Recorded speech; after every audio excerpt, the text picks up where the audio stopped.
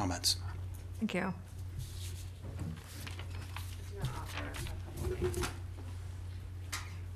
So I do want to offer just a couple of issues because a lot's changed in 12 years, which, you know, the staff that was meeting with him had only hadn't seen this particular master plan, I think.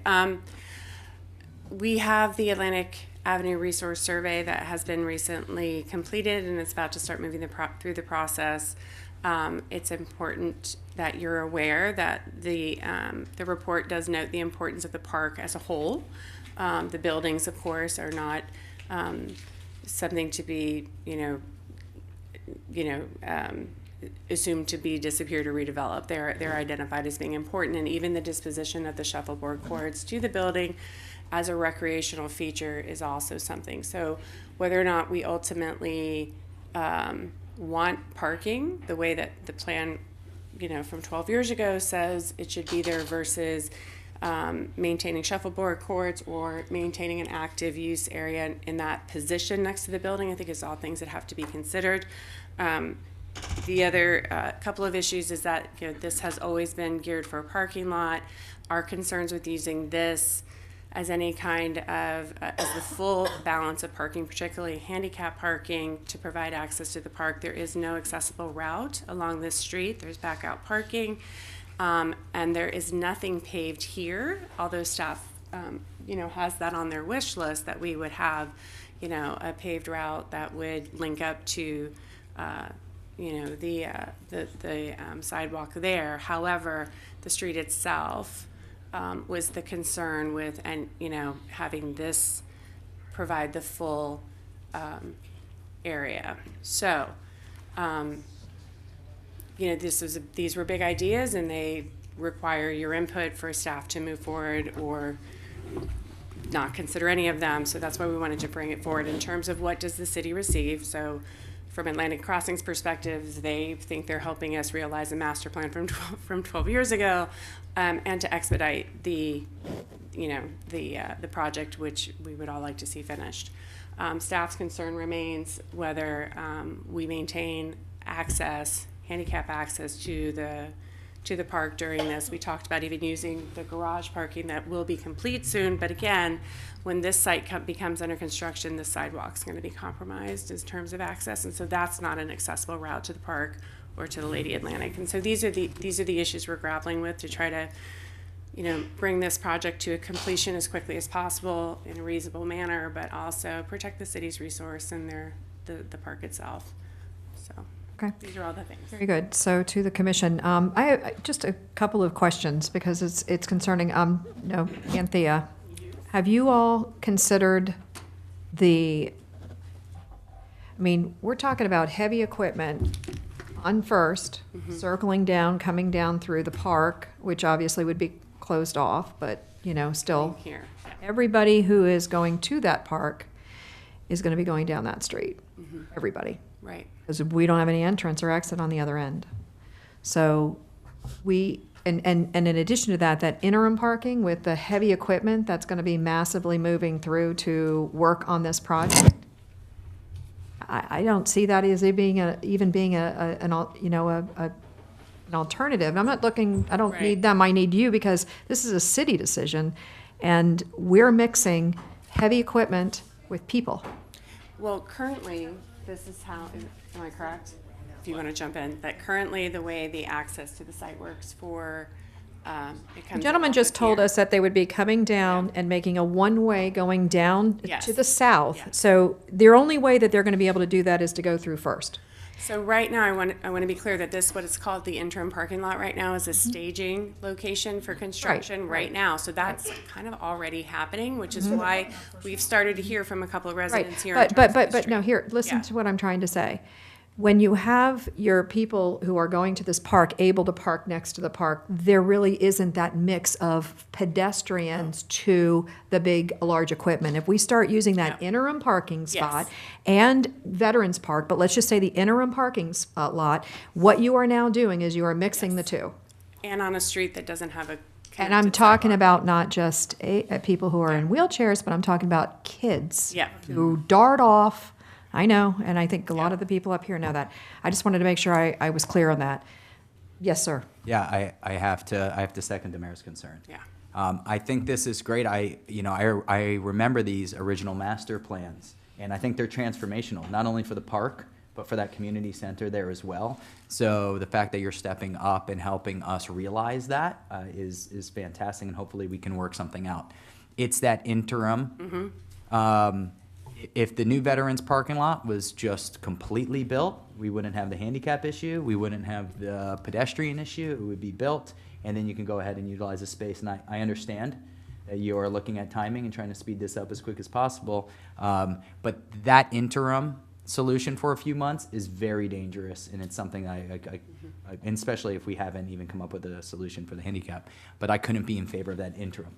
And the end goal, I'm completely in favor of. I would love that, to take advantage of that partnership. So to be clear, I just am trying to figure out if we were to investigate whether using the lawn bowling or other areas that are directly adjacent to the park to provide some amount of parking, leaving the interim parking out of it altogether, that's something that we should work with them on? I'm not sure about that. Okay. I mean, the historic survey Yeah. indicates that that area that you're talking about creating a new parking lot on is part of the historic property, including the lawn bowling. So we're saying we're going to get rid of a piece of Delray's community facility, historic property in lieu of a parking lot? But we're picking up. Remember, we're not losing any land here. I know one of the speakers said we were trading land or giving away land. We're not losing any land here. We're picking up all the area that is currently a street and parking. That is, by the way, a dangerous situation, and will be even more dangerous as people are trying to go from Atlantic Crossing to Veterans Park. So Where are the bocce courts in relation to the parking lot right now? Underneath where the it. parking lot is. Exactly, so we'd be losing those. You would be That's losing what I'm those. saying, but they're part of our historic survey is what we were just told. So just so we're clear on, if we're encouraging them to move forward, we need to be clear on what we're saying. We're taking a piece of our park, which is listed in our historic survey, and the bocce courts, which are part of that, and we're giving it up for a parking lot. Right, and then we're taking. I'm not amenable to that. And then we're taking all of the parking lot and street all the way down this entire property and turning it into park. And if you'd like, bocce ball courts. We could have that. We can have that conversation. Right, that whole strip is going to become, obviously, at the end of the project. Part of the park. And it'll add connectivity between Atlantic Crossing and Veterans Park, which, I think that's a good thing, and it'll encourage people to use that park.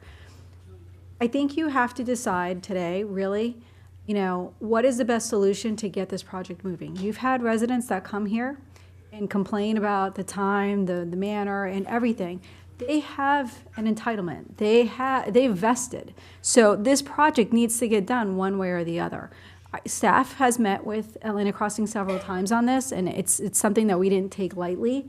But I do think that by getting a new parking lot, and look, maybe the conversation needs to be that new parking lot gets constructed first. Yeah. And then you do everything else. Right. Where were And you? that could be the conversation, understanding that later on where that pavement is on that strip, that's going to be green, and you can always, Sam can speak to the lawn bowling and the shuffleboard. I don't think that the activity is as strong as one might think. And so that's why I think initially we weren't that opposed to it. And then when we learned that this was part of the master plan, we felt stronger about bringing it forward to you.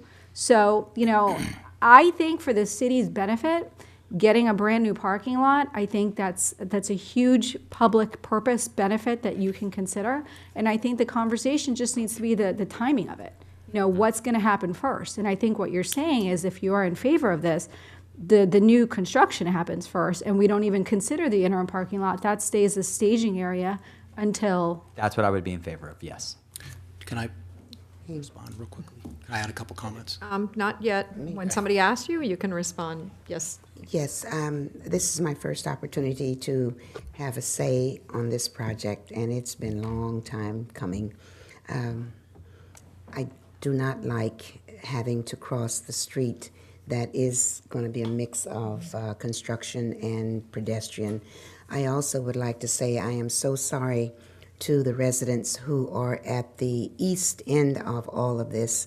They have been the ones who've been long suffering, and I would like to have this done as quickly as possible.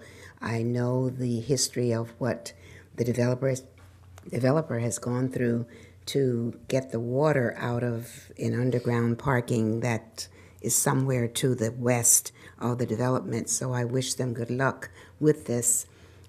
I would not be in favor, again, of the interim parking area and having them give us new parking if that's what we decide. I would also like to have some connectivity between that and the sidewalk that's on the Intracoastal, because they're going to have taken the parking that's there now. And if you're handicapped, you don't want to have to interact with anything that's construction, because it usually gets to be pretty rough going. And that First Street rather, and I've been on it, it is really awful. So you're saying a connection from New the top Veterans right corner of the New parking Veterans lot parking lot straight over to the park, Yeah, to the yeah, sidewalk. yeah. And I'm surprised that someone from the Lady Atlantic isn't here to tell us what they think, because we are interfering with their business. And no one's addressed that to my benefit or my hearing. I admit I wasn't here for everything. So if we haven't even addressed that, that's going to impact their business. I'm sure it already has. So those are all of my concerns. Vice Mayor? Thank you. I'm going to disagree with my friend, Ms. Johnson. The residents of the west side of the project, which I'm one of. I'm sorry, I meant the east side. East side. East side, I'm sorry. I live on the west side. I was impacted as early as today when I was driving down Federal Highway and the lane's closed. I will say this, I think the applicant has really gone above and beyond trying to make a tough situation okay, and I think the end result's going to be amazing. I recall the Lady Atlantic, when they used the interim parking, they had a golf cart that would take people back and forth. I would assume there'd be something similar, but I can't speak for that. I don't want to do that. But I think what was proposed by Mr. Boylston and agreed to, I think, by Ms. Johnson about the parking lot and not using the interim parking, I think that's a fair solution. As the mayor pointed out, there are concrete trucks, all kinds of vehicles going down First. I think with the people who, there's not only people that, park at a parking lot and walk to the park, they're walking from all areas. So I think that would be something that would take into consideration. And I would also, I know there were some comments about handicap parking. There's ADA compliance issues that have to be followed. So I would assume that they would be done. So I think what's being proposed is a fair compromise, and I know Ms. Johnson's going to correct me on something. No, my question I meant to ask, how many parking spaces are in did I miss the New Veterans parking lot? In the new parking lot, it's not really You're been proposing. designed. It's very conceptual, and so we don't have any idea. We don't know. It needs to be designed. We need to work with the city to design a lot that is, Because we don't know how many it can Staff worked accommodate, on some correct? numbers. Staff has Maybe, numbers for you. Anthea? So I do have a couple of things. It was staff that initially, shifted them away from the interim parking lot to this location. However, I just want to say it on the record one more time. The Atlantic Avenue Resource Survey actually identifies that open space next to those buildings as being part of the character that's important. So you just really need to be making that judgment call that if you want to stay the course with the parking to the north of the building, it's a logical location, all of that, but it does come at a cost in terms of the shuffleboard courts and lawn bowling, or at least a green activity, even if the area is reprogrammed changing. So I just want to say that on the record, which I didn't realize when we were meeting with them, and my team made sure I read those pages and included them in your backup so that you were aware. That said, we had moved them towards this area because of the crossing, because of the connections, children, all those other things that you're bringing up. And frankly, the underutilized activity on the lawn bowling in particular, that if you have questions, Sam can speak to. I do. We did a rough calculation with the team, and we think that it comes fairly close to the parking that would be removed.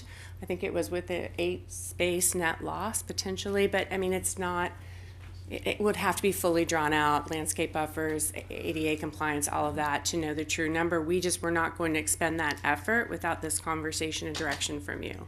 Can And this someone- would go to a board, just so you know. I mean, sorry. you're not approving anything tonight, it will start a whole I think process. it's important. I'm looking at this slide, which just kind of shows how it would have been built out. That, our current long parking lot would be a nightmare. If you had to pull in, drive all the way down, remember, you're not gonna be able to get out at the other end. You're gonna have to turn around, or we're gonna have to put a turnabout in there, or you're gonna have to pull into a spot and back out. I mean, that long parking lot area is not gonna have an out. It's everyone's coming in, everyone's going out. And that's why they put this into the master plan of moving that parking lot up there. I think there's a really, really big opportunity, as long as we can figure out the interim parking issue, to enhance this park. Can someone tell me, how many people have utilized the shuffleboard court? Well, I think the lawn bowling is the thing, not Is the lawn shuffleboard. bowling I think and shuffle, shuffleboard? no, but I don't think shuffleboard's been used for a while. Exactly. Good evening, Mayor and Commission. Sam Mitat, Director of Parks and Recreation. And you're both right, and you're both accurate. And there's two components of that area. It feels like one fenced-in area, but it's partly, it's about 40% shuffle and about 60% lawn bowling. The shuffleboard courts essentially have not been used in well over 60 years. That's how long I've been here, almost 6 years, and hasn't been used once since I've been here. So I don't even know how long prior. The lawn bowling does get occasional use. It's seasonal, and there's anywhere from 20 to 35, give or take, participants. Unfortunately for the lawn bowling community, it's less and less every year. And part of Anthea's comments are accurate within the lawn bowling community too, right? So as they've dwindled across the state, there's less and less of those facilities everywhere. So that group, the 25 to 30 participants, their feeling is this is their last place, right? And then the converse of that is, well, maybe there's not these locations everywhere else because there's not a community that's interested in it. So those are the things that you weigh in as far as the participation in that. And like I said, that group comes out typically about twice a week when they're in season. And I think I remember either they came and made a presentation or I read something. They did say there's a tournament or something, but there wasn't an overwhelming input of emails or mass coming in saying, save our lawn bowling facility. Because they're all playing pickleball now. Remember, they wanted to turn those courts into That pickleball. was an option, yeah. The neighbors forbade it. There was a little movement for that. And I would ensure that any future conversations with regards to that plan, that maybe we do, add one to, I said bocce before, lawn bowling. But I know they're very similar. Courts to the new green space we'd be picking up. It's an interesting distinction, actually, just while we're on there. The bocce ball that we're all more familiar with probably is a long, linear, very thin. You can fit them in very comfortably in a lot of park spaces. Lawn bowling, conversely, needs a wider, more square area. Feels very similar, but if you ask them, Yeah, it's like Really tennis and different. I know pickleball, it's to use not that very- analogy. So we'll make sure, I would make sure that in future planning for the park that we incorporate something like that. So is Anthea still here? She is. I didn't know if you walked out. I saw somebody walk out. Thank you, Sam. What if we say no? What happens? Is there any other place for them to stage and to be able to do this? Because it seems odd that we're Right. being asked to take part of our park. And by the way, for anybody who's going to be going to that park, it's not going to be comfortable during this time. And with just the knowledge of how long it's taken to get to this point, it's going to be years. Okay, we're not going to have that park. That's going to be really enjoyable. Because again, construction is going to be right on top of the park where it is now. And fencing, that's probably not going to be beautiful. And not real accessible, and you're going to have to fight traffic to get down there because of the fact that you're going to always have construction traffic coming and going. Right. So where would they do this otherwise? I mean, would they do it on 7th? Gonna have to. I'm I really mean, concerned about the I boat. mean, No, I mean, you don't know? Okay, you would tell. No, I'm sorry. So you couldn't have just decided that this is going to definitely happen because you're here before us and you're asking. So where would you do it in the absence of us agreeing? Again, we talked about adding 2 years to our schedule. We would come in on the north, we would build out the south and move north. North? But Right. within your own confines of your own, Yes, Property. we'd have to get more lane closures on Atlantic to do that. We'd have to probably shut the sidewalk down more than what I'm proposing now. Now, if we which did- sidewalk, to the The north? Atlantic, I'm sorry. Oh, Atlantic? Yeah. What I'm proposing is a pedestrian walkway. We've got a flagger, proposed flagger to the east of the site, so that what, Mayor, can we take a 5-minute break? Sure. Thank you. After I've been to the bathroom. Okay. I'm sorry, we'll continue the conversation. I'm not sure what's going on. all right. Mr. Zeller went and attacked Anthea, or not, maybe confronted her. Had a word, I don't wanna.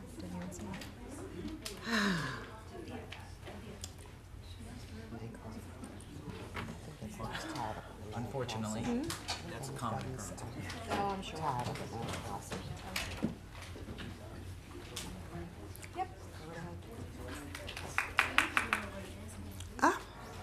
May I make an announcement? The polls in the state of Georgia have closed. What?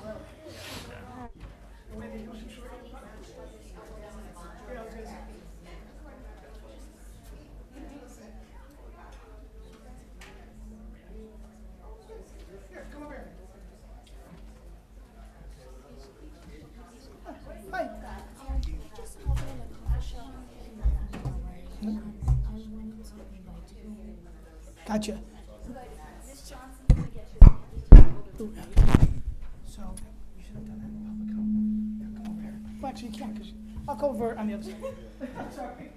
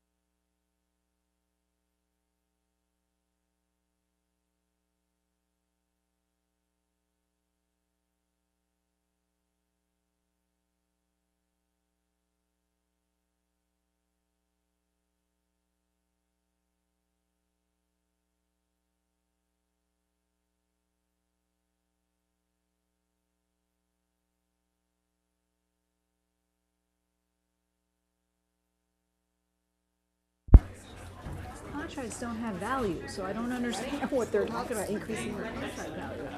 They're increasing the expenditure, we can only do 1 year. This is a problem with them having stuff like the agenda attached. I talked to you about it. It's a disaster. And I'm You got a break?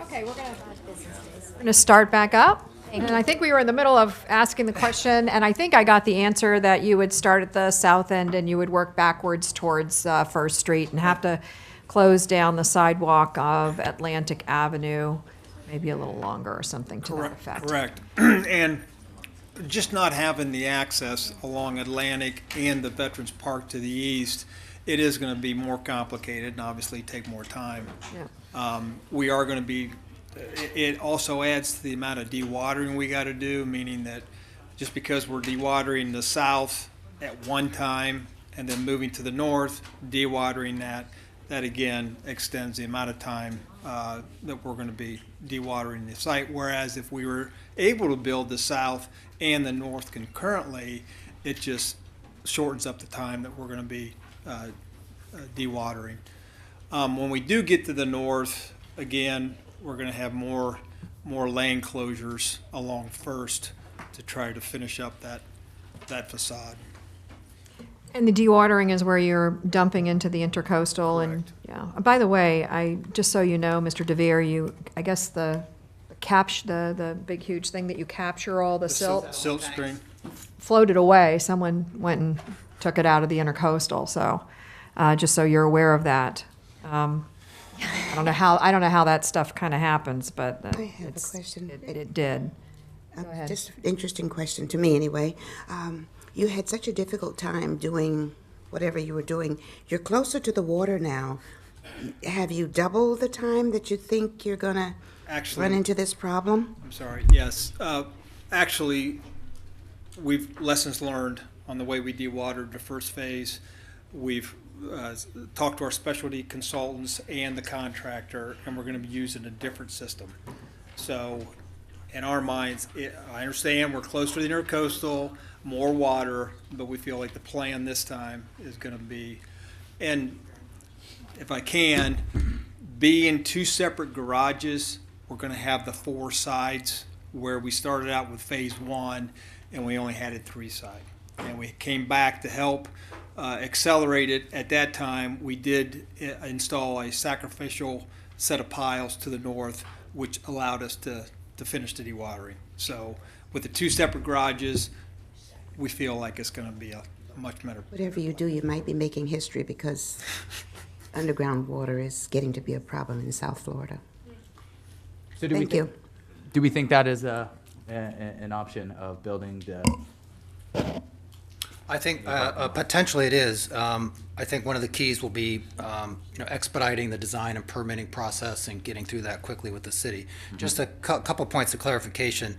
If this interim arrangement would probably only be a 3 to 4 month arrangement where we would use the interim parking lot while the new parking lot is finished. So it's not a long duration. Vince also would stage flaggers along the street and create a safe pedestrian passageway. Having said that, I understand the concern completely. It's a legitimate concern. There's no question there's going to be heavy construction traffic there. A couple more notes. Under the plan we've put forth, the ADA parking would remain on the existing parking site.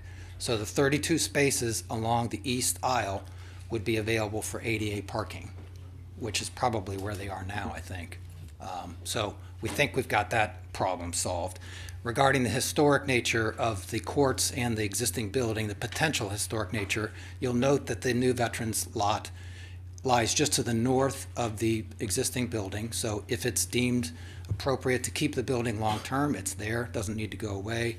And as others have mentioned, lawn bowling and/or shuffleboard could also be relocated somewhere else within the park, given the reclamation of the section to the west. So, Okay. thanks. Yeah, I think it's not only a matter of pedestrian safety, but also just overall messaging, saying you used to park here, but now you're going to park over here. In 3 to 4 months, you're going to park over here, rather than just be able to communicate to residents. This is the old parking lot. We're now moving into this new one. And this will be future park area, green space in the, in the future.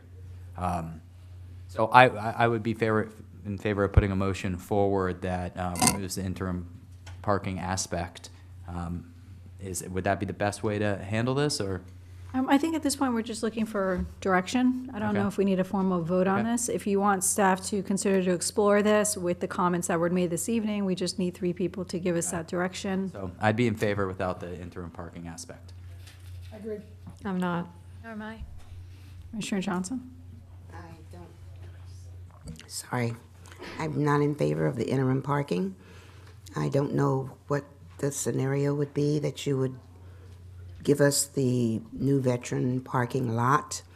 Hopefully somehow or another we connect it to the sidewalk, which would take us away from the construction. I would also be in favor of that. Yes, I we think definitely. I think that's what Commissioner Boylston and Commissioner Frankel. Exactly, are saying. so that's what Well, I'm in I think favor it's, of. I think it's interesting that we're all making a decision here and we don't even know how many parking spaces. Well, there's no Exactly. decision that's being made. Well, I mean, but This we're is- giving direction, but, to move forward, we have no idea if are we losing parking spaces, if we're only losing, using that new veterans lot. By the way, that new veterans lot is gonna be shaved off because there's gotta be a connection between First all the way down to where our current parking a lot is, all the way down. So when you think about it, it's gonna be a fraction of the size of that, parking There- lot. There will be an agreement that comes before you. Okay. And like I said, the creation of the parking lot will have to go before, I believe it's SPRAB. So there will be that added layer of review. But we will come up with an agreement that you'll have to approve. So nothing is getting decided tonight, and you will still have another opportunity to review this and determine if it's in the city's best interest to move forward. And may I just make this statement that no matter what's decided, what decision, we are mixing civilians, civilian population, handicapped children. There's a playground there, parents bring their children.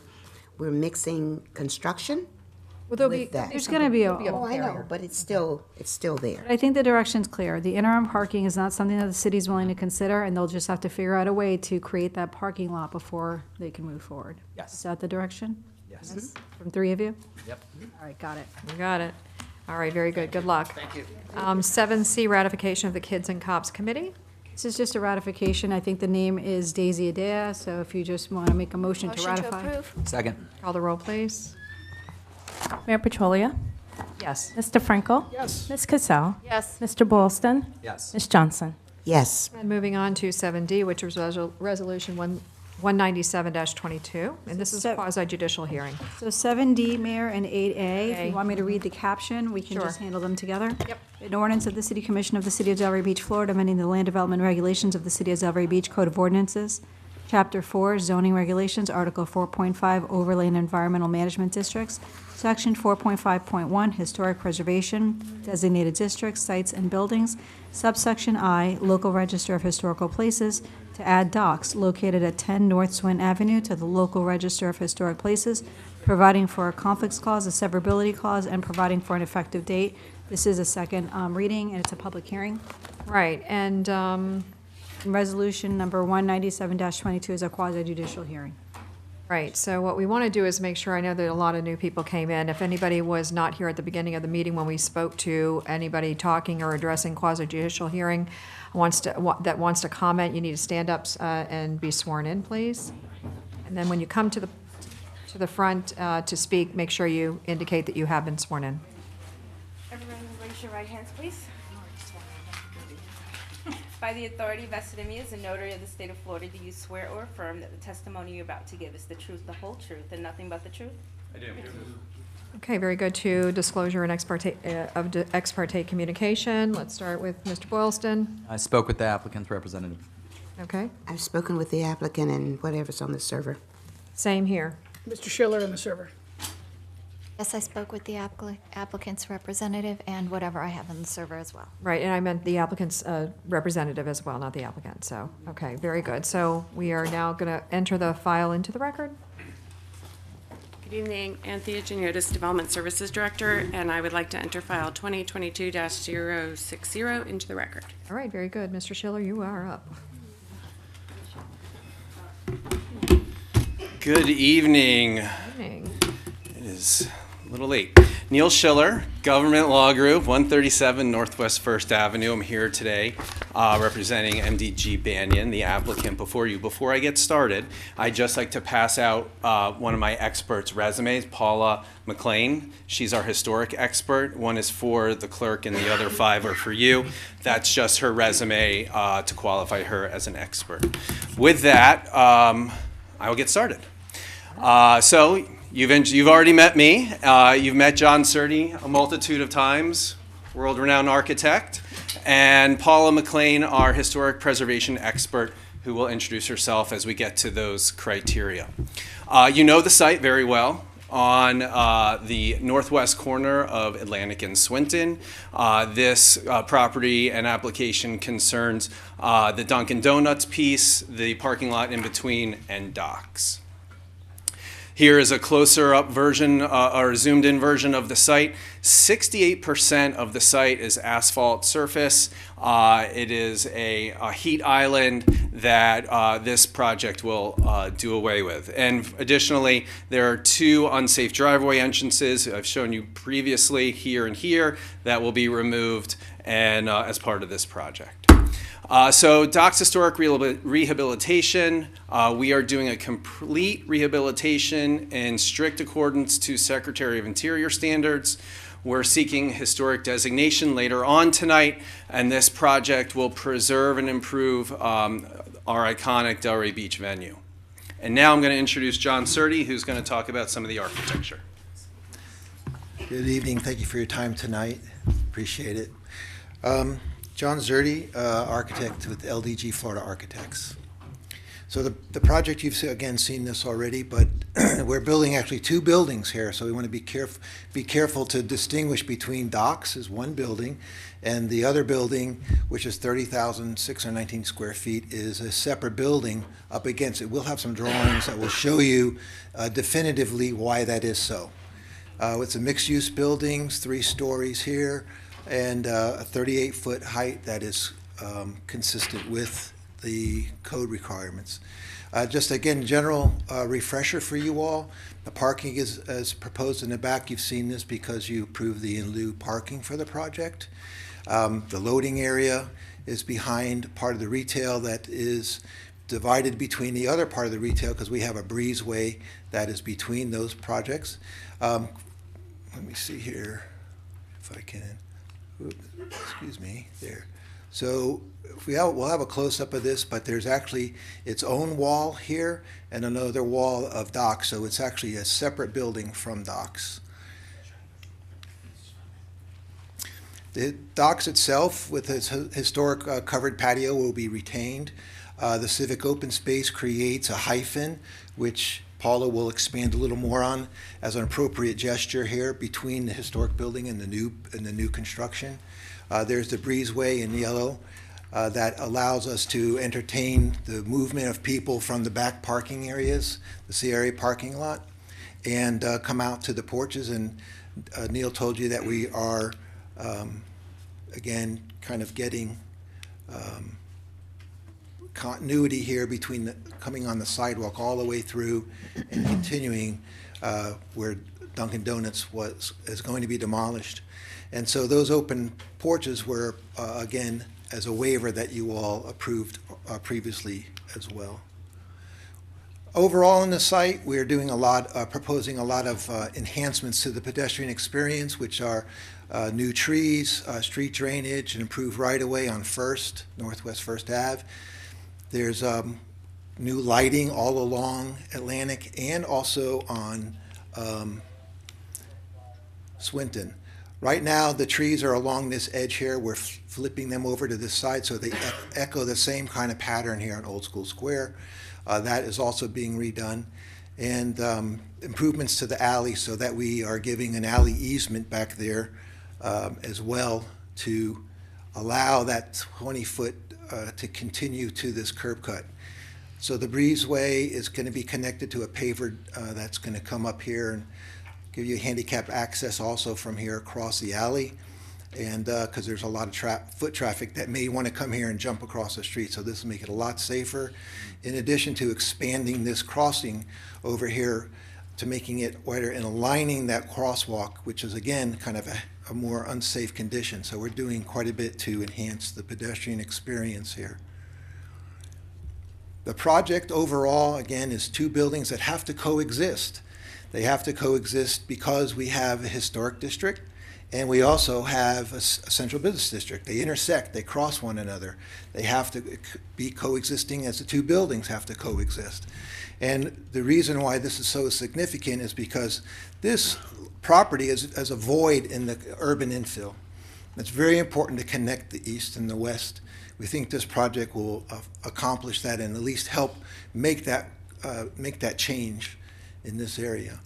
The new building and adjacent historic rehabilitation. So Docks is going to stay just like it is. In fact, again, new awnings, new windows, new flooring area, and we'll go into a little more detail about the parapets and the signage, but it'll be back to its glory days again.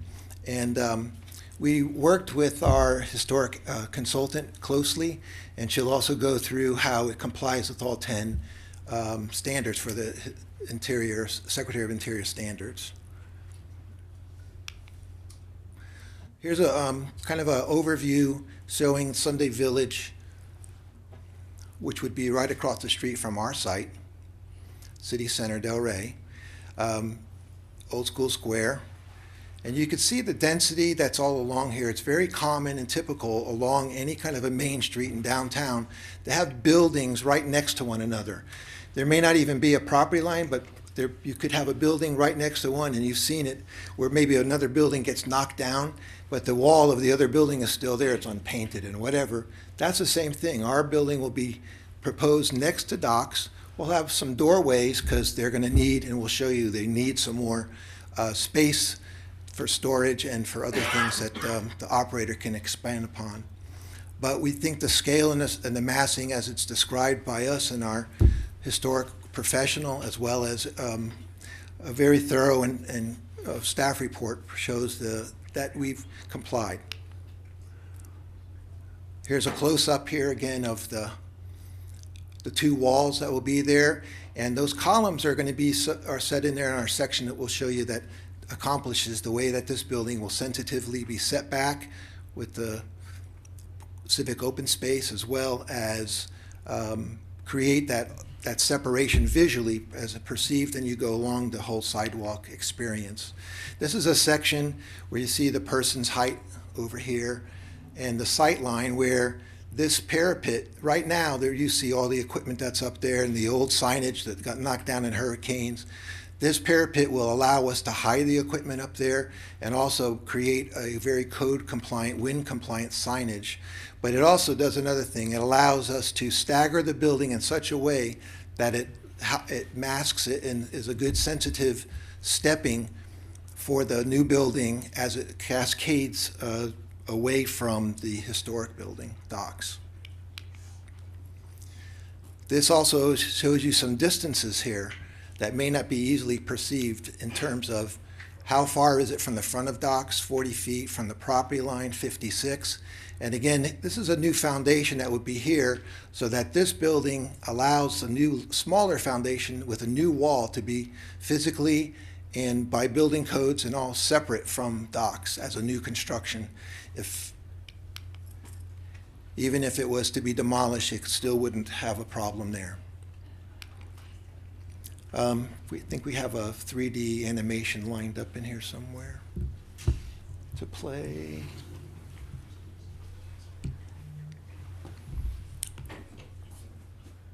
Should have been loaded from the last meeting.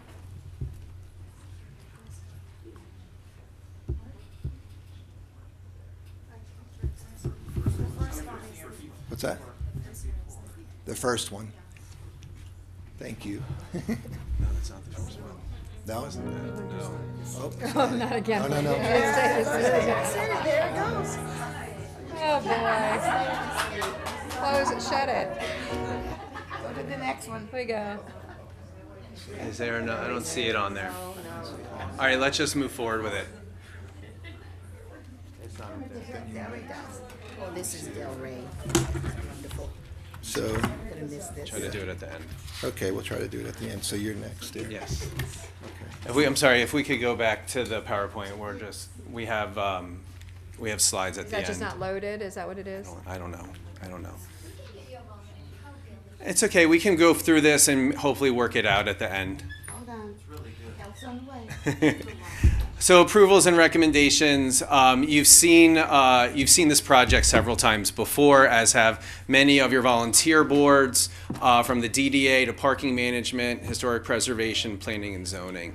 I think the number is up to 14 different public hearings thus far that people and boards just like yours have seen this project. So zoning review, there's a number of analysis and criteria. I'm going to blow through the minor criteria so we can get to the real meat of the issue tonight. So architectural standards, configuration of buildings, frontage standards, civic open spaces, parking, bicycle parking, lighting, loading, and right-of-way dedications. We meet all of those criteria.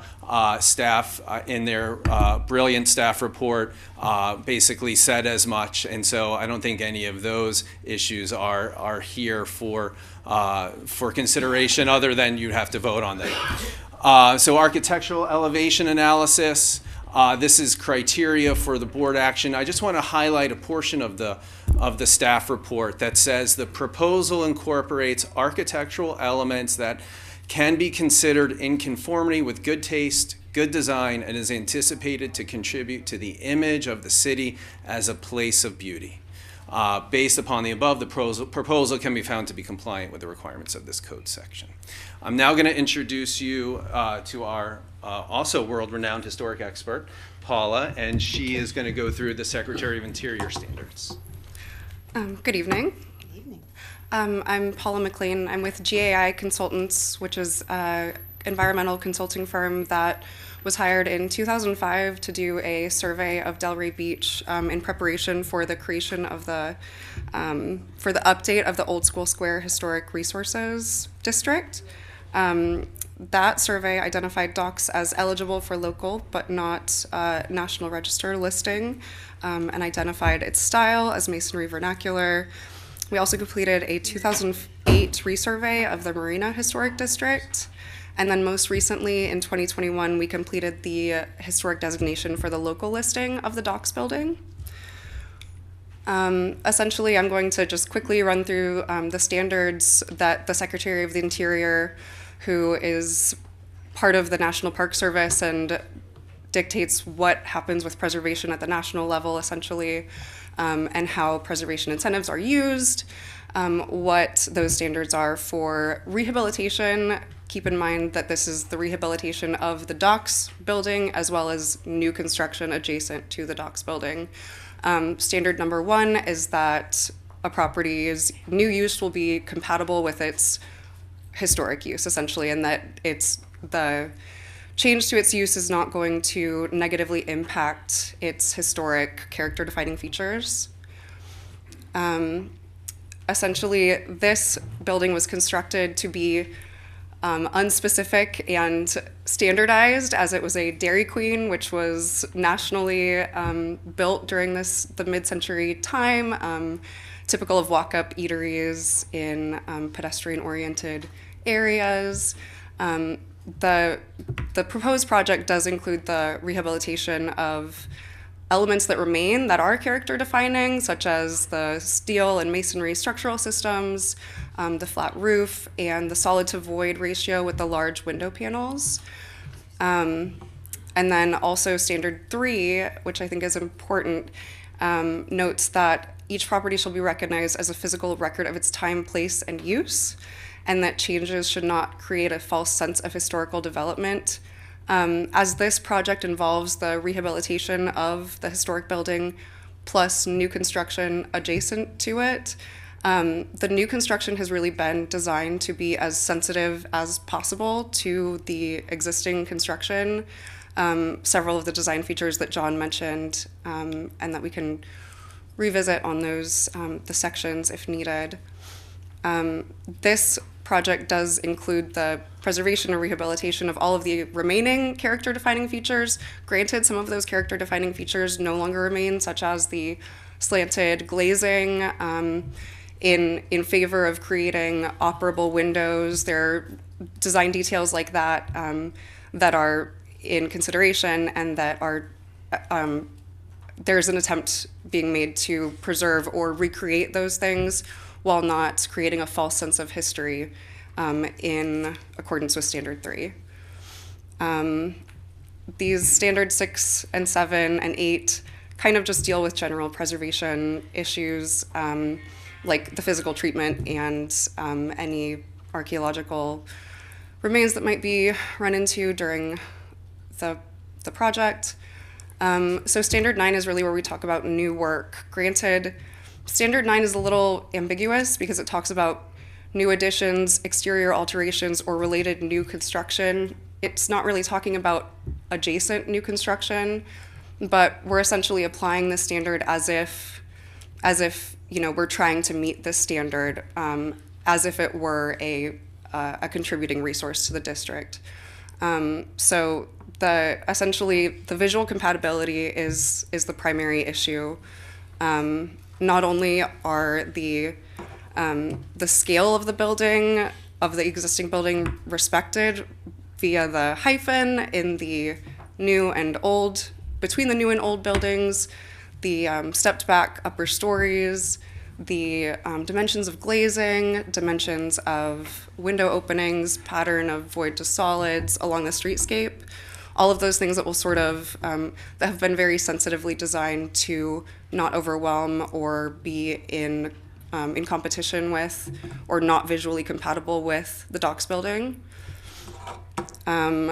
Additionally, this building has been very carefully designed to literally not structurally impact the docks building at all, so that, as it says, were this to be removed in the future, the docks building would not be negatively impacted, other than the loss of that small addition, essentially of new space to the docks building that the new construction allows for.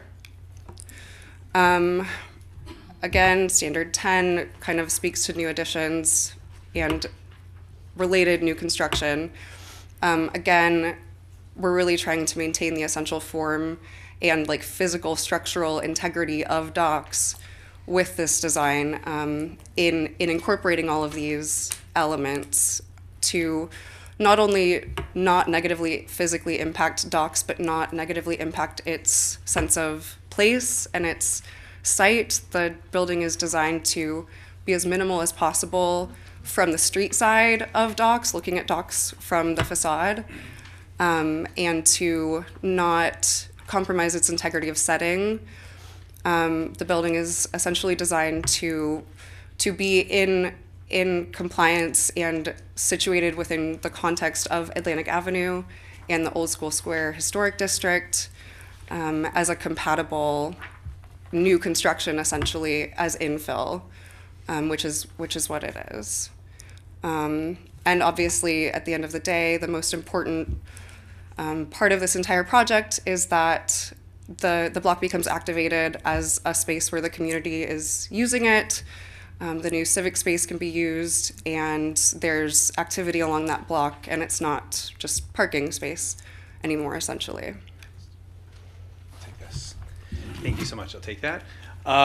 This is right from your staff report. I don't remember what page it is exactly, but you can see how all the standards are met in just one page of your staff report. Visual compatibility standards. John, are you going to do this in like 60 seconds? Well, please? Didn't take a speed talking class. Take a speed talking class now. All right, so we've been through many of these things are very similar to what's been on the interior standards. The height is within the regulations. The front facade, as Paula was talking about, docks is preserved. The windows and the facade there, the openings are again compatible. Many of these things we'll see that are in the analysis that also was turned in by GAI to go with the project. No blank walls. Again, the rhythm of the building is echoed in the new structure compared to even docks. We went through and used all the same type of materials. It's a concrete reinforced building and glazed and streamlined modern style, flat roofs, and the walls, again, if you go over some of the commentary in your staff report, which is very thorough and accurate. So the scale of the building and its directional expression is consistent, meaning that it's all along Atlantic. It's built on the west side of docks, which is the back of docks. So it preserves the whole thing around the side, which is all glazed. And essentially you have a block little building that was the back of the house for the Dairy Queen, and the front, which was all glass. So that faced the whole corner. It actually did a good job on the corner, and it still will. So the style that we have here was modified a number of times, and we worked on this to bring down the, from an Art Deco style to be more, less ornamental and be the streamlined modern. All these things here, again, are in the visual compatibility sections that docs, I guess I just mentioned. This is kind of repeat things in the right-hand applicant response. But again, Paula talked about the notch or the hyphen in between them, which the Civic Plaza does, so don't need to repeat a lot of this. But in terms of the consistency of what we've proposed and worked with staff, I think, Neil, you can. Yes, we're expand going to on wrap that. it up. So, thank you so much for additional time. These are different portions of your staff report that talk about visual compatibility with the project and the historic district. I don't need to read them for you. I know that you've read all the staff reports before, but you can see by the highlights the positive sections about how this project is visually consistent. These are required findings. You know, these land use map concurrency, consistency, and compliance. We are meet all of those different requirements. These are rehabilitation standards that if we had more time, I would have had my expert come in and talk to you about. We've addressed a lot of these as part of the record, and these will be just included as part of the record as part of my presentation. I just would like to get really to the conclusion, which is where you want to be. So long story short, we've been at this project for more than 2 years. We have serves this project, as John, I think, eloquently said, really does serve as a gateway between East and West Atlantic. And it has been dark for far too long. And we're hoping that this project will bring some life to this corner and this block and really connect the East and West Atlantic avenues. It's important to know this project fits 100% in your LDR box. The only waiver that was sought was for a porch, which frankly makes the project even better, provides more pedestrian shade than an arcade would have. There were no variances granted for this application, none were sought. And as you know, the in-lieu parking request was approved. 4, our expert, historic preservation expert, of which you have her resume, testified that we meet all of the criteria as well as all of the Secretary of the Interior standards, and she testified under oath. This project deserves and preserves docks. Finally, we have a property owner that is willing to designate and preserve docks, and this project restores docks to the burger and ice cream spot that it was. We have our new operators in the audience. They will come and speak as to what their vision for their operation will be. And then lastly, and probably most importantly, we really want to thank staff. They have worked so hard and long with us. It hasn't been easy, especially on their end, but I really want to thank them, Anthea, Michelle, Katerina, and everybody else from your staff that has worked on this project. Lynn, thank you so much, and we're happy to answer any questions. Mayor? Yes. Mr. Scheller, we were doing both items at the same time. Did you want to address the ordinance as well? The designation you're talking about? Yeah, we read Okay. both of them into the record. We have a presentation for the ordinance if you want to do that too. I think it's best to just do everything at once in a package, and then we can Okay. move forward.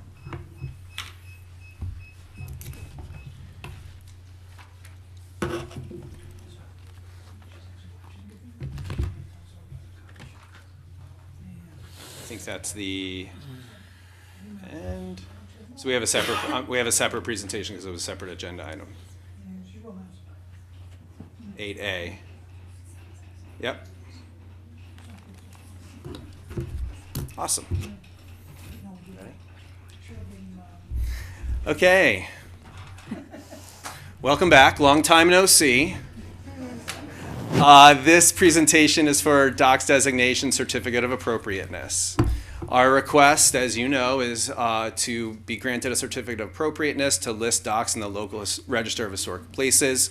Obviously, this will aid in the preservation of this iconic restaurant at this location. The new property owner, who is here today, is committed to designating Doc's as part of the development of the larger parcel. And as you know, entitlements were really put on pause until this hearing, and we ask for your support and approval tonight. The location of Doc's hasn't changed in the last 70 plus years. It is on the northwest corner of Swinton and Atlantic. Here are the criteria for designation, of which we meet at least 3 of those criteria. Actually, I think I'm stealing Paula's thunder here, but I'm going to just go real quick for the criteria and designation, which is B2D, which exemplifies the historical, political, cultural, economic, and social trends of the community and history. So as you know, this building was constructed in 1951 as a Dairy Queen franchise by dentist Paul Krall. I always thought the fact that he was a dentist was just so awesome, that he opened an ice cream store. Oh, yeah. One feeds the other. I get Surprised it wasn't a candy store. So in 1963, Dentist Krall dropped Dairy Queen and renamed it Doc's Soft Serve, where it sold hamburgers, ice cream, milkshakes, and hot dogs. In 1980, the Kralls sold to the Redmonds, who expanded the menu to expand even a little bit more. And then, as you know, Doc's is iconic to the city of Delray Beach, and it was an expression of architecture at that time. Roadside architecture, I think, is what we're calling this. It was very prevalent by Dairy Queens, whoever that architect was, has his mark all over the country. And as you know, there were 2,500 plus Dairy Queens built around this time period and have really stayed, for many of them, and really signified the country's obsession with automobile convenience, which, wow, a long time ago. And again, it helps satisfy local demand for this restaurant location. Another criteria for designation that we found was B2E, that it is associated in a significant way with a past or continuing institution which has contributed substantially to the life of the city. So as Doc's is an icon in the city, it's in your historic district and located on probably one of the most valuable corners in the city. And as you know, and you've heard so many times, residents have a lot of history, personal history at Doc's. And again, we think that reestablishing Doc's will be a bridge between the western and eastern parts of the city. So B3B, we also feel that the preservation of Doc's embodies those distinguishing characteristics of an architectural style, period, or method of construction. While the architectural style and method of construction may have some lacking qualities, clearly this is reminiscent of the period of the 1950s and 60s of Delray Beach, and it should be saved. These are photos throughout the years of Doc's, from Doc's Soft Serves to Doc's All-American to, I still think, the iconic Pepsi sign on the south side. In conclusion, again, Doc's has widely been considered to be designated for many, many, many years. We finally have a property owner that's willing to do it willingly, without litigation, the way other property owners have threatened previously. And again, our application meets all the criteria in the ULDC for the certificate of appropriateness, and we believe your staff concurs. And again, we have our historic expert here, Mr. Surdy, here to answer any questions on either of the 2 items. Very good. Thank you. We'll invite staff up to do their report.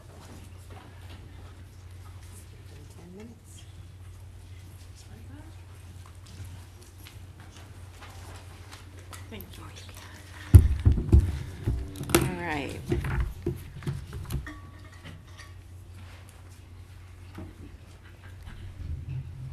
So I'll try not to duplicate as much as I can.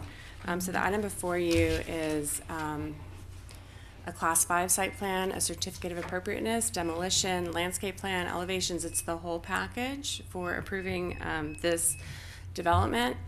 You have a pretty good overview. It's the entire property as a unified site plan. So the docks building is part of what will be an overall development plan together. It's in the Old School Square Historic District. It has OSHAD zoning with the CBD overlay, which means it follows the development standards of the Central Business District.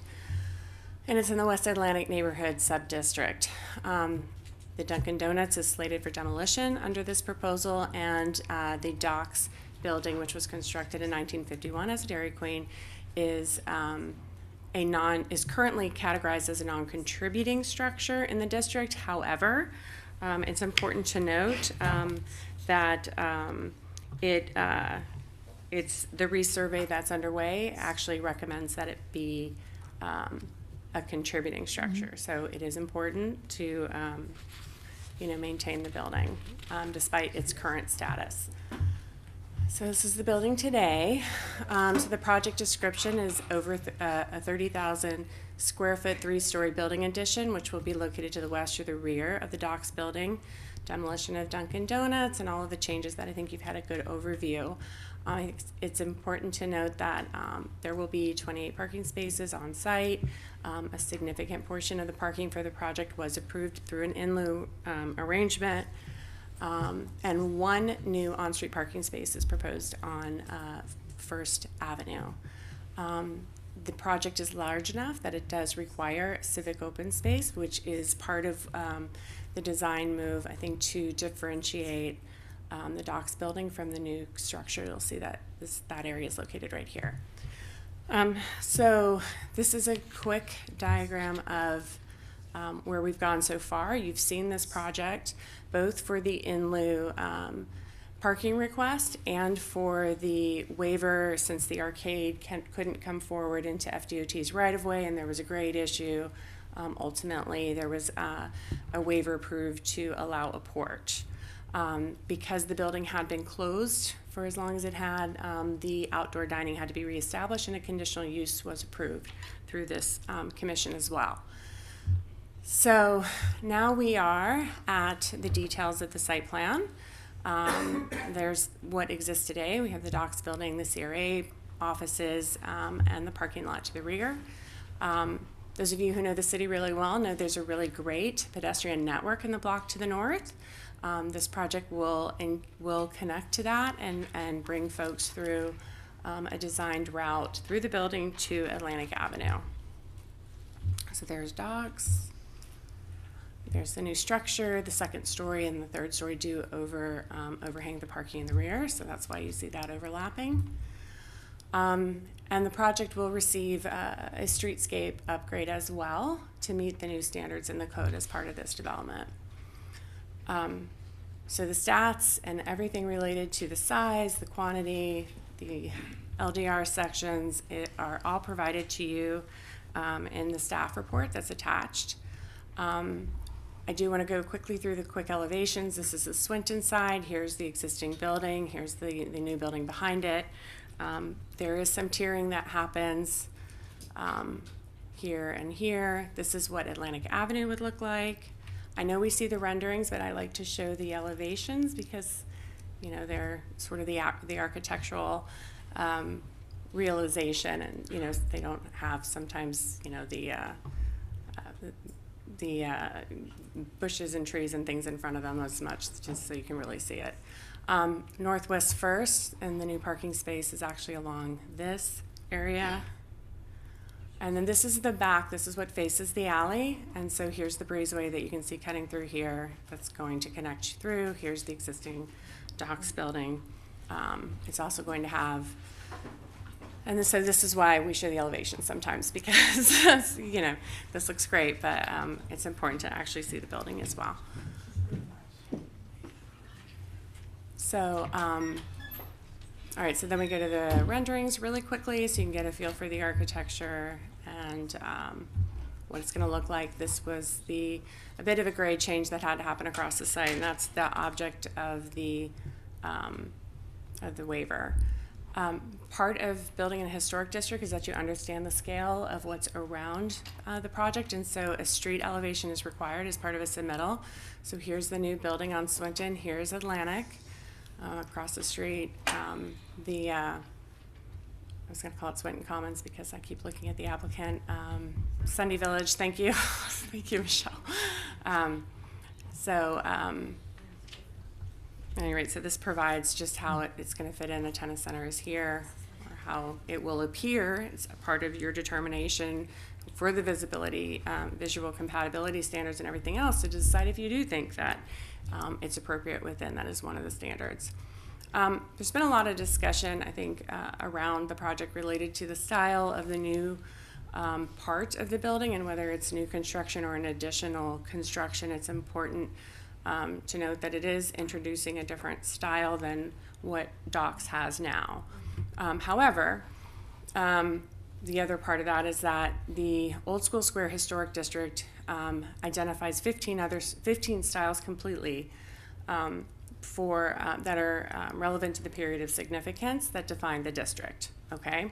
I don't want to get confused with CBD. This is about the historic district. So while Docks is considered masonry vernacular, the new construction is proposed in the Art Deco, Art Moderne. There's a pretty extensive analysis of the two styles, which can be complementary to each other, and ultimately the decision is whether the execution in this stage meets the requirements. This has been an ongoing discussion from the time the project was submitted in June of 2021 all the way to where we are now. Staff did raise the building has changed as it's gone through the review process. The style has become less ornate, less deco, more streamlined, more simple. However, I do want to make it clear that this analysis and this back and forth with the applicant has been going on for a year and a half to move the building to what you see before you today. There's an extensive analysis in the backup. So if you have questions or you want to talk about any of the specific standards, we can get into detail as part of the follow-up. But I do think it's important to note that the building has been shown in one form or another at 13 different public meetings throughout this process. Images were shown, even though we try not to have them in the rezoning and the land use. It's gone through DDA, and I think it's fair to say that it's had something of a mixed reaction from the boards and from even this board when the different items were heard. The building has changed from what you see here. October 2020, you're going to see a more pronounced tower feature, you're going to see more ornate architecture, and it's moved down both in scale and in detailing to shift away from deco more towards streamlined modern, a more simpler execution of that type of style. However, at this point, it needs to be the determination of this board using the standards in the code whether this style meets those compatibility standards in the LDR. You've been provided an extensive analysis in the backup. Starts on page 14. And you've heard from the applicant's expert witness as well, and Michelle Hoyland is also here if you have specific questions for our historic preservation planner principal. Again, the Secretary of the Interior standards for rehabilitation are also analyzed throughout the entire report. We're here if you have questions. You are also, not to lose sight of it, you're approving a landscape plan as well, or not, depending on how this goes. Here's the new space that's going to be created on the corner here. And there are findings related ultimately to the landscape plan that are documented throughout the staff report. The proposal will provide substantial improvements to the site beyond what's there now.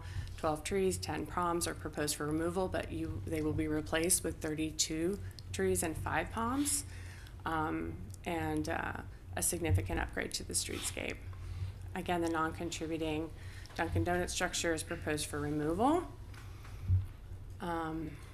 That requires a demolition analysis pursuant to 451. That is also in the staff report that's attached to the backup. And then it's a new building, so like any new project, the required findings related to Chapter 3 have also been analyzed from the FAR and the limitations in the comp plan to the traffic, water, sewer. The county did provide a letter indicating that the proposal meets the TPS standards for the county. This area is within the TCEA, so the new turn lanes are widening the road wouldn't be required. There is a limit that on the type of restaurant, if the type of restaurant comes in, it can't be open before 10 a.m. And that's something that we'll have as a condition of approval or as a technical note for approval. So when we're talking about the LDRs, in this case, because it's a historic property, that includes visual compatibility, not visibility, visual compatibility standards, as well as the Secretary of the Interior standards for rehabilitation, which are incorporated by reference. We have a number of findings that have to be made that are specific to the certificate of appropriateness. You have to determine that the project is consistent with the historic preservation purposes pursuant to Objective 1.4 of the preservation element. This is what 1.4 speaks to. And specifically with the provisions of 451, the Delray Beach Historic Preservation Design Guidelines, as well as the Secretary of the Interior standards. So 451 is that we implement appropriate and compatible design and planning strategies for historic sites and properties within districts. Architectural elevations also have their own findings that by approving the resolution you would be determining. So it's that the plan is in conformity with good taste, good design, contributes to the image of the city, proposed structure, project, and its exterior design and appearances of quality, to not cause the nature of the local environment to materially depreciate, proposed structures in harmony. So it's a lot of findings that are laid out for you in the staff report and in the resolution attached for your consideration. You have the DDA letter or memo is attached, providing the board's comments. Ultimately, it was a recommendation, I believe, of approval, but a companion letter raising concerns generally about, the use of Art Deco throughout downtown. As before this project started, there wasn't quite the pushback to Deco that we're starting to see now. And that's why I think it's important to note that it is one of the styles that are listed within the historic district itself. Take CBD out of it, the district itself identifies styles. And so the style may or may not be appropriate, or may be appropriate. And so ultimately what you're considering is whether the execution of this style on this particular site next to this particular historic resource is appropriately done. And for the detailed question and answers, I'm here and Michelle Hoyland is here as well. So, very good. Thank you. Sorry. Excuse me, could I have a point of professional, personal privilege? This lovely young lady and her well-behaved boy in the front came just to introduce themselves because they have a new business, and they've been sitting here since 4 o'clock because they didn't realize. So we should have an award for people that come and sit here for such a long time. Would you like to, could we allow her to get up and quickly introduce herself? Quickly. Thank you. I mean, I'm okay with it. We brought gifts. Oh, sure. Oh. Good evening. Good evening. I'm Laura. This is my son Daniel. He has a twin brother that is at home with daddy and his sister. We wanted to introduce ourselves and cordially invite you to our new coffee shop here in Delray. It's named Goat Cafe, greatest of all time. So all of you are the greatest of all time, so you're more than welcome. You want to say something? Where is it located? The location? It's here in Congress, just South Atlantic. I will send you an email to each of you with an invitation, and of course, coffee's on us. Very good. Well, we have a little something for you. Aww. Waiting around so long.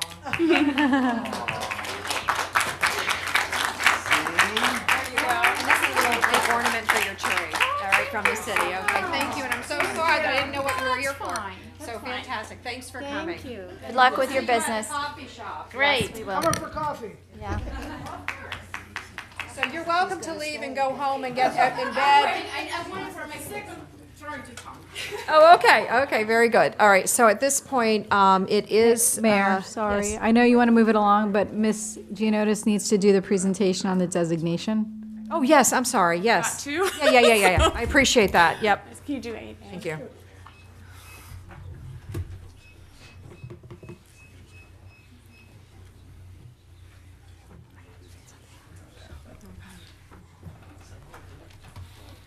Okay.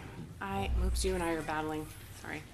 All right, so this is for the individual designation of the docks property. This is, actually didn't look at Mr. Schiller's presentation, so I wasn't sure how many images he had. I may need to unhide, show you some more because we have a ton that I have hidden right now. So again,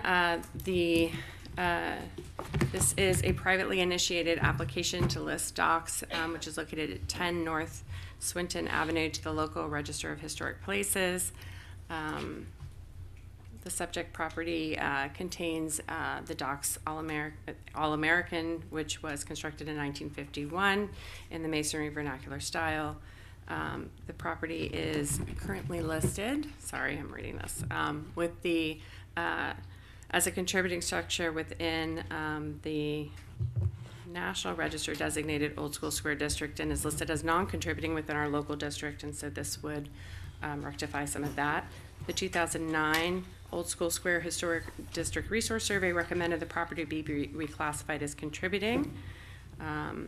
Upon the adoption of the ordinance, some of the properties that were listed for reclassification, including the subject property, were not changed because the owners were allowed to opt out of the process. I can tell you as a planner, I don't understand that. You either qualify or you don't. You get to pick your facts. So hopefully we are not going to go down that road again. I think as we've already heard, I didn't know about the dentist personally. I'm sure Michelle did, but this was part of the Dairy Queen franchises, which opened in 1940 and, by 1950 had 3,000 stores.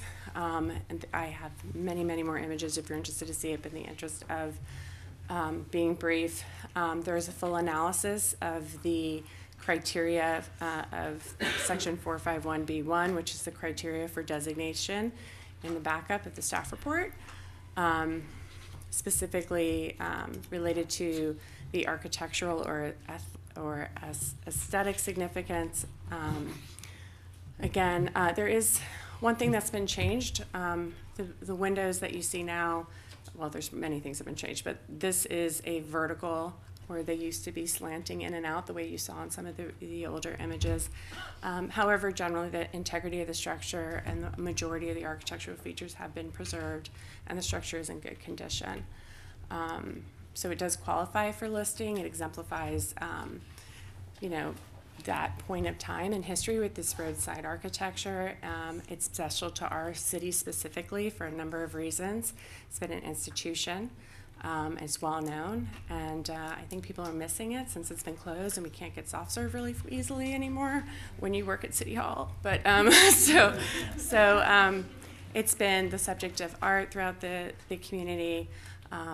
It's just ultimately an institution. So to formally protect it with its contributing and its individual designation, the Historic Preservation Board voted 5-1 to recommend approval. The DDA approved the request for designation at their meeting on September 13th, 2021. And the City Commission, of course, has heard this ordinance once before, October 5th, 2021, and approved it on first reading. So, that's it. Okay. So now it's time for the public to speak on this. I'm ready. I'm more ready. All right. Step right up. You can be the first. So you want to do is state your name and address, and you'll get 3 minutes. Make sure you tell us that you've been sworn. I'm clear. At this point, I'm clear. All right, very good. Good evening. My name is Laura Tranchino. I live here in Delray, 2230 Blood Scrap Circle. I have been sworn like 3 hours ago. Wow, this project, like bringing back a place so iconic, like where so many people had great memories, to make those memories alive again, I think it's amazing. And for us as a residents, be able to create with our children new memories in such a place, I think it's amazing. It's just too much for us, that's a community. And as we all know, everybody loves Delray. We love Delray. We need more job opportunities. We need more places for new business owners to rent, to create, to grow, to make a new community, to keep growing. So I honestly think it's amazing, this project, and I'm 100% for it. Thank you. Yes, ma'am. Yes, sir. Hi, Jeff Wyman. I live in Lake Worth, but I've been Address, sir. 4226 Waterway Drive. Okay, Lake and you were Worth. sworn in? Yes, I swore in earlier. 4:30. I didn't. All right, just I as didn't long get the as I know you're lights. sworn but, in, you can speak. You know, watching.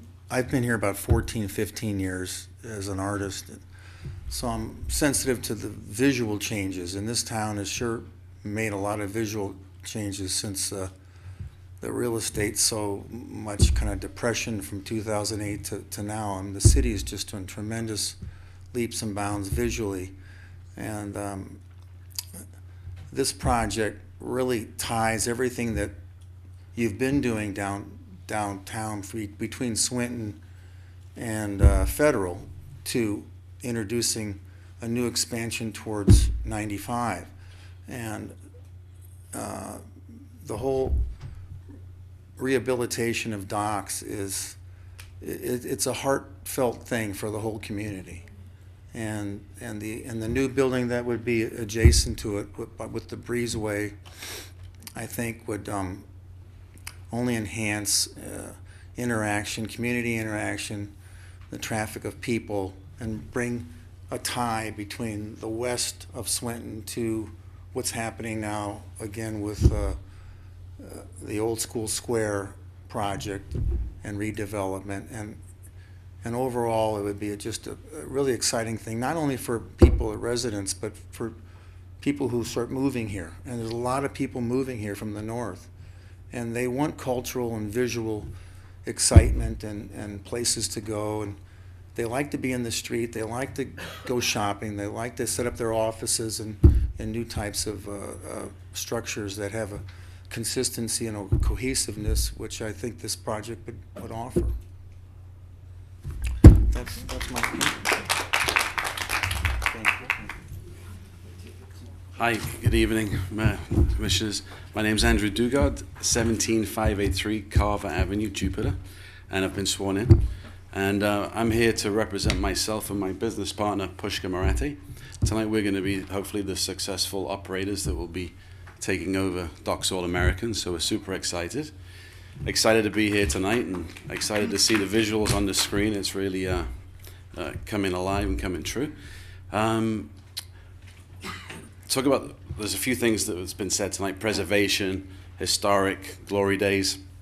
Well, we're really looking forward to bringing those. Sorry, I'm a little parched. I haven't had a glass of water in a while. We're really excited to bring these glory days back to Delray. You know, between Pushka and I, with our experience working for the Marriott Company, the Disney Company, we have a couple of restaurants up in North Palm called Starge Kitchen and Bar and Ela Curry Kitchen. And we've been there for a couple of years now. Actually, just 4 months with Ela, but 3 years with Starge. And we've become an integral part of the community there, and we look forward to doing the same thing here.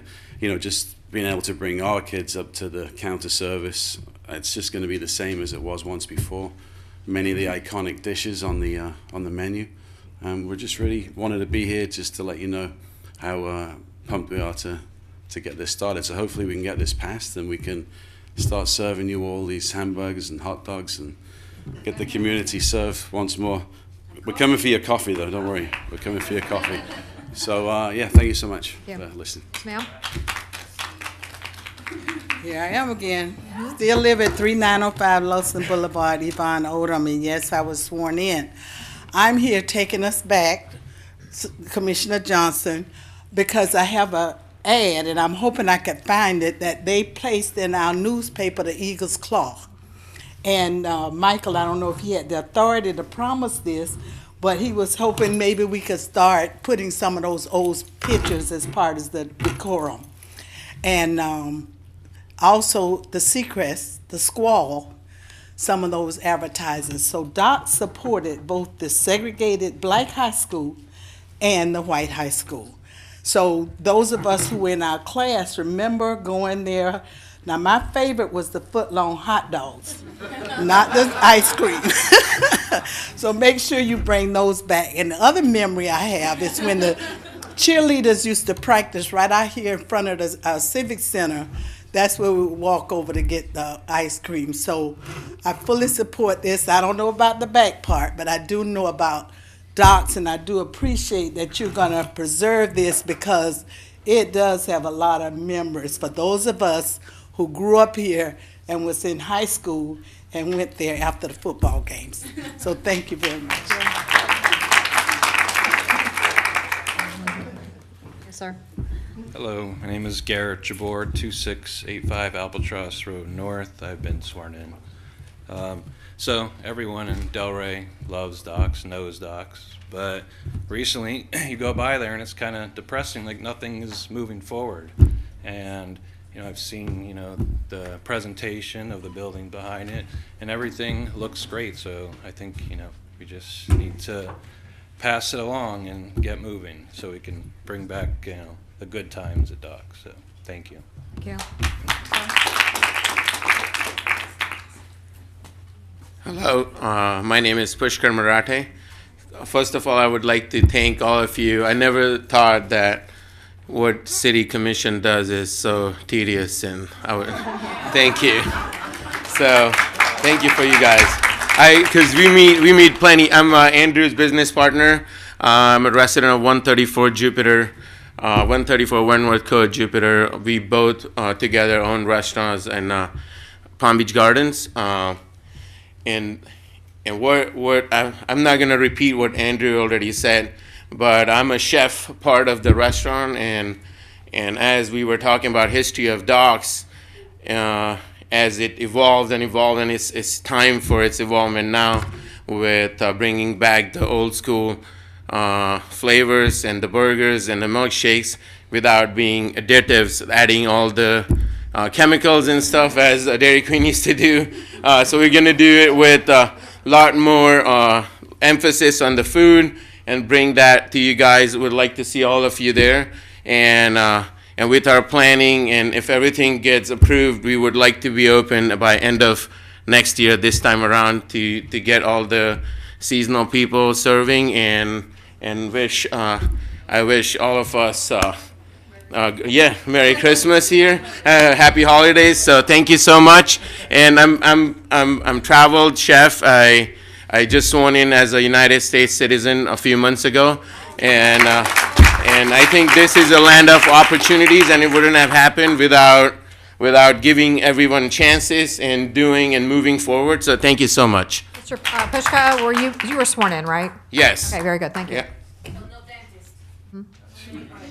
Anyone else? Speak? Yes. Hey guys, hello. How's everybody today? Good. So my name is Masi Sprigian. I reside at 301 Lancaster Street in Boca. I am in the process of opening up a bread bakery with this fine gentleman's other locations, Steve. I'm here to talk to his character and what he has done and how he's made things simple as far as the transactions are concerned.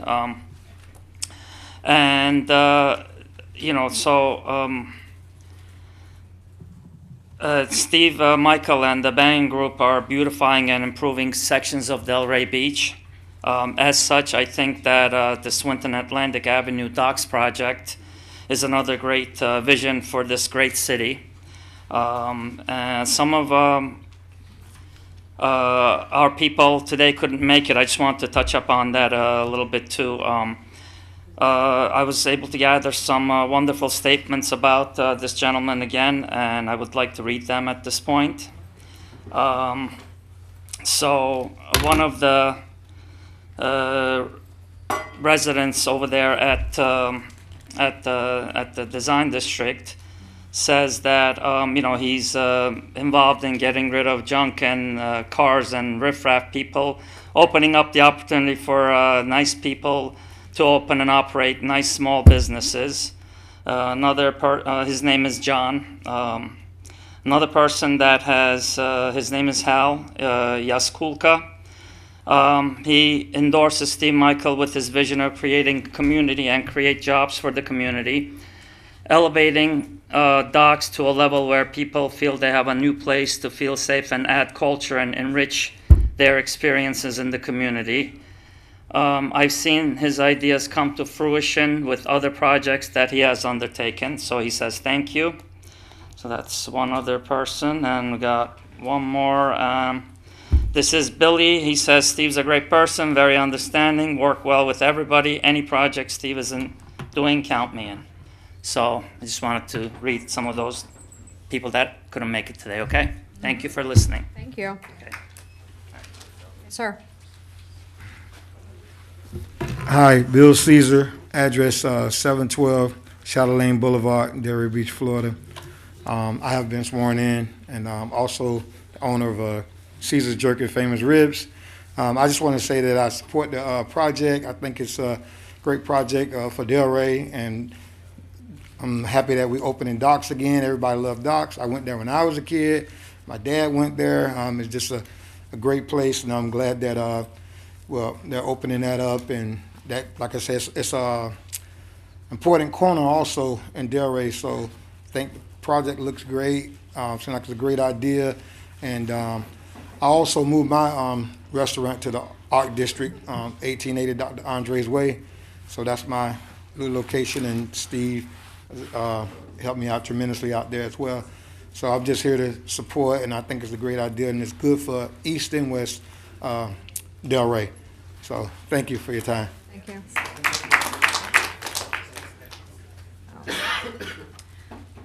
I just wanted to thank you again for letting me speak the second time, I guess. I get sometimes a little hangry, so I am a little hungry, so I apologize. Need your for the name, way I spoke address, and whether or before. not you've been Yes. sworn. My name is Dawn Cerrone. I live at 3200 South Ocean Boulevard in Palm Beach. I own a women's mobile boutique for a year and 10 months in South Florida, so I travel pretty much everywhere where anyone would like to shop. I'm there for you. I recently met my friend Laura, and she introduced me to Mr. Stephen Michaels, and I honestly didn't really need to open up a boutique, a brick and mortar, and it is a lot of work, I have to say. I literally opened a store and probably hours of planning, probably a very long time. It's very stressful, but I have to say, and I'm very, very grateful for Stephen, for his visionaire, for his loyalty to everyone here. And I will speak, and I would like to speak in front of a lot of people. And unfortunately, our community in the design district, we are here to work and make money. And unfortunately, the hours of being here today has been a lot. And I appreciate you all being here as well. And I hope that next time we have some food and drinks maybe, because we are a lot nicer when we do eat. I know that for myself. But I just wanted to thank Steve for doing what he does, and I will stand 100% behind his dreams. So thank you. Thank you. Mayor, I know I probably don't need to say this, but just for the record, what you're voting on today is not based on personalities, character, and all those wonderful things we're saying about Mr. Michael. So I just want to keep the train moving in the right direction, because some of these comments, I'm going to tell you not to consider. Listen, I read the quasi-judicial rules into the Yes. into the record, and the quasi-judicial rules talk about that it cannot be based on Yes. whether or not a project is popular or not popular. It has to do with whether or not it meets with the required decisions by the comprehensive plan and the Land development regulations, exactly. Thank you. Come on up. Yes, ma'am. Kelly Barrett, 1201 Seaspray Avenue, Delray Beach. Yes, I have been sworn in. Thank you. Good evening. There was a post recently on social media that asked a very simple question. What are your favorite memories of docks? Over 40 people replied, and I'm just going to read the one reply that I think sums up docks best. It's from Stephanie Rora. We went to docks after the beach as kids. It was the starting meetup spot and the end spot after downtown events. It's where I took my daughter for even the most trivial milestones, or just because. It's the place where you could run into someone/anyone you knew and catch up. It was a great spot to people watch. It's just always been the place to go and make a memory and share a laugh. Life hasn't been as sweet since its closing. It's clear that residents don't see docks as just an old concrete block building. To many, docks is a repository of family memories, good times with friends, and community spirit. I think we can all agree that preserving docks is paramount, because just as important as saving docks' iconic mid-century architecture is saving docks' place in the heart of Delray. The Historic Preservation Board voted 6-1 not to approve the current site plan because the board found the plan did not comply with the Secretary of Interior standards for the historic district. The streamlined, modern design of the new building was deemed incompatible with the surrounding settings of the Old School Square Historic District. The developer is before you tonight appealing that decision. If the site plan is again denied tonight, the developer still has a chance to be a hero with a redesigned project that doesn't put docks in the corner. Docks is a historical landmark that defines our downtown and is beloved by Delray residents. The adjacent new building should be designed to enhance docks, not overwhelm it. Like many Delray residents, I would love to attend a grand opening of docks, look around, and be proud of what I see. Also, and most importantly, it is imperative that docks obtains the historic designation to be preserved for future generations. The designation of docks should not be tied to the approval of the project by the developer, pulled away with every snag in the process. Whatever decision is made tonight about Delray Center, I would hope the historic designation of docks stays on the agenda and goes forward. I ask the City Commission to please consider the decision of your Historic Preservation Board, who voted 6-1 against this project. Docks and Delray deserve a better fate, and it's in your power to make sure that happens. Thank you. Yeah. Yes, sir. Bryce Patton, 990 Casuarina Road. I was sworn in. I'm not an historic preservation expert, but I did serve 4 years on the Historic Preservation Board. I'm very familiar with their LDRs. We sent you, on behalf of the Preservation Trust, we sent you all a letter outlining what we felt were the deficiencies in this application based on the LDRs 4.5.1 and the Secretary of Interior standards. Those standards are pretty subjective in a lot of ways. When you talk about words like compatibility, conformity, compliance, size, scale, mass. If you take a look during your discussion, I would urge you to take a look at the east elevation and tell me in your own professional minds how you think that conforms in scale and mass with docks. Now, like I said, I'm not a historic preservation expert, but I did read these historic preservation experts' report, and it's right here. And in that report,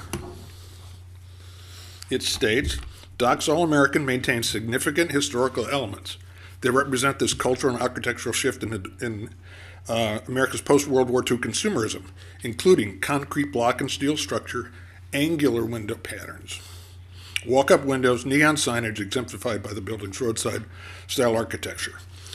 And then in today's paper, there's a little Wordle thing. You know, it's an early Ray Kroc thing. Look at the windows; they're pointed out. So anyone with the least knowledge of 50s roadside architecture, the windows all slanted out. It's just how they were designed. It's an important part of their. And to approve the site plan as it is with the vertical windows, that would rob docks of some of its architectural integrity and its historic integrity. I just talked to Mr. Schiller. He said he might be willing to consider going out on at least the north and the south side. I think you should go out on all three sides, which is where it was. All those historic pictures you saw had the thing slanting out. You hold the power of approving the site plan. If you approve the site plan as it is, Docs is approved with vertical windows. So I think you can hold his feet to the fire, and I think he might be amenable to discussing it with you. So thank you very much. Thank you. Yes, sir. David Harden, 1325 Northwest 22nd Avenue, Delray Beach. I was sworn in. One of the concerns the Preservation Board has had is the fact that there has been the application for designation submitted several times and withdrawn. I want to commend the Commission for considering 7D and 8A together. And if you decide to move ahead and not have the applicant work more with the HPB, then I would urge you to perhaps make one motion to approve both of them so that there's no possibility of them becoming separated. It may be an unreasonable fear, but the fear was that the 7D would get approved and then the applicant would immediately withdraw 8A. I don't mean to disparage his character, but that was a fear that was expressed. So if you can deal with them together, that's great. Speaking personally, I'm not happy about the streamlined modern style. So far as I know, in the existing historic districts, there is only one other streamlined modern building. I don't think it's really appropriate.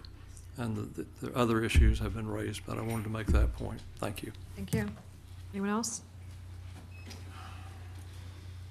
Seeing no one, public comment is closed. We'll go back to rebuttal, cross-examine rebuttal testimony. Thank you so much, Madam Mayor. May I just make a strange request? May we see the video that we didn't get a chance to play during our presentation during the rebuttal? Thank you so much. Thank you so much. And thank you, Michelle, for getting that for us. I appreciate that.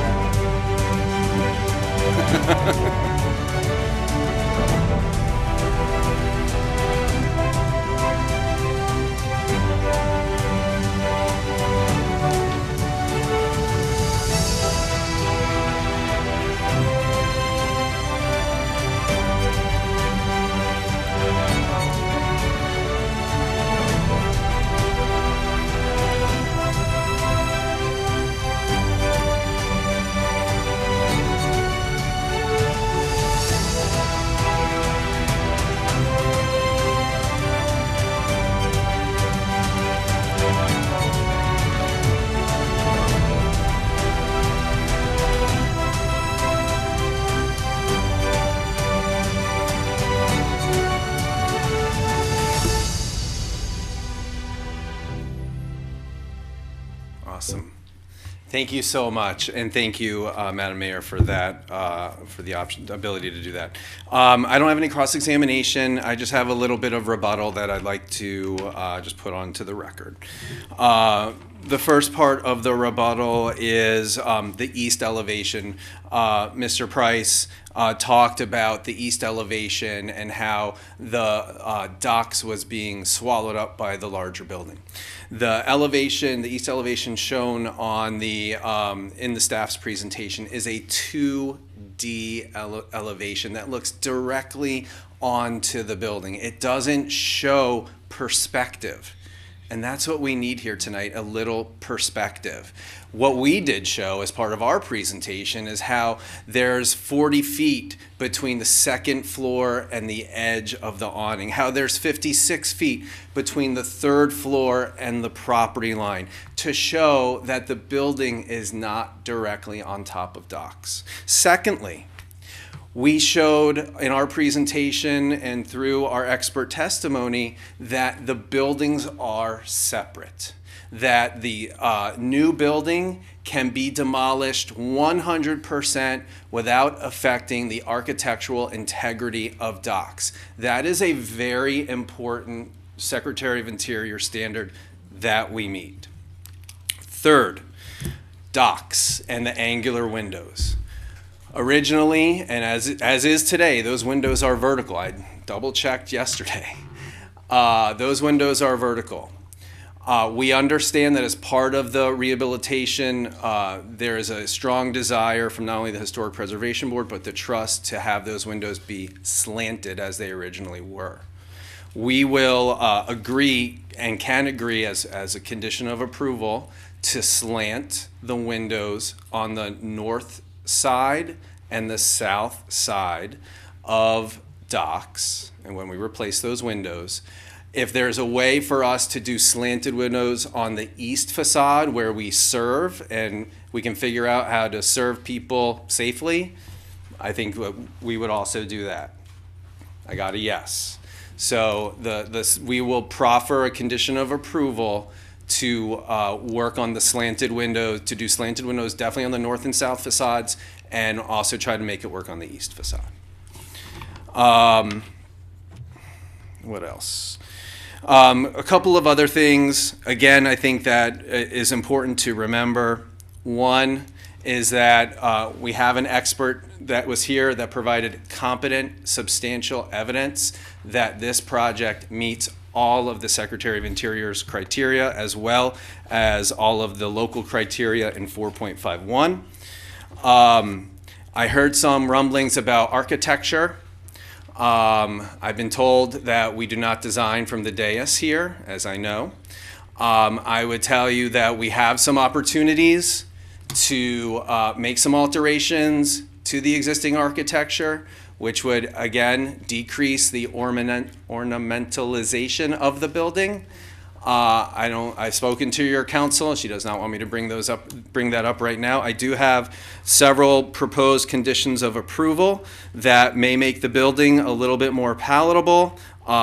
If allowed to, I'll be happy to talk about them. Lastly, this has been 2 long years of working in this process, not only with your staff, but with the community. I can remember at least 5 different Zoom meetings about this project, including its architecture, its orientation, et cetera, et cetera, et cetera. We have made changes along the way since this project was originally proposed, from Masonry Modern to Art Deco to now, I don't even know what we're calling it now, Street Art Moderne or Streamline Moderne. The fact of the matter is it's an approved historic style. And it was approved 2 years ago when we started this project, and it's approved today. I'm sorry that it took so long, and I'm sorry that the style has fallen out of favor, but it is approved. And additionally, it's historic. What better way to signify the entrance of the historic district than to having Sunday Village on the south side and this project on the north side? I will get off my soapbox, and thank you so much for paying attention, and we sincerely hope that you will vote to approve this tonight. Thank you. Thank you. Our staff, any rebuttal or cross? Wait for questions from you or? So no rebuttal or staff, okay, so to the commission. I have a question for you just to start off. Actually, you know what? Maybe Michelle. Probably Michelle.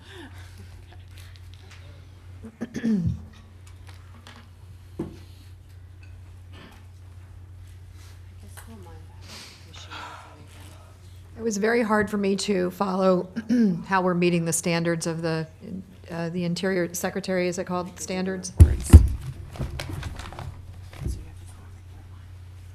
Yes? Is that Hi, what good it's called? evening. Michelle Hoyland, Principal Planner for the record. You're inquiring how the project meets the Secretary of the Interior standards? Yeah, especially, I mean, I was going through each one of them as the presentation was going through, and what really kind of surprised me was that most didn't make sense to me, but I'm not, you know, I don't do your job, so that's why I'm asking you. In addition, number 9 was the one that was most stood out to me as not meeting. I mean, this was one that said shall be compatible. Should you get the slide up so that we can see that while you're? I could probably do that, yeah. There were like, I don't know, 10 or more of them that they went through, and I just couldn't understand how it was meeting that standard. She did. She identified herself. Yeah. Well, it's a long night. We're here now almost 6 hours straight, so it's a long time. You know, I have a slide here at the end. And I feel like this is a really fair slide that doesn't have the landscaping layer, so we can really see the building. Application of the Secretary of the Interior standards is a subjective task that an applicant has to do, staff does an analysis of, and you, the commission sitting as the board that will approve a project, need to make a determination whether or not the project meets the requirements of that code. In particular, section or standard 9 talks about differentiation, but at the same time requiring compatibility.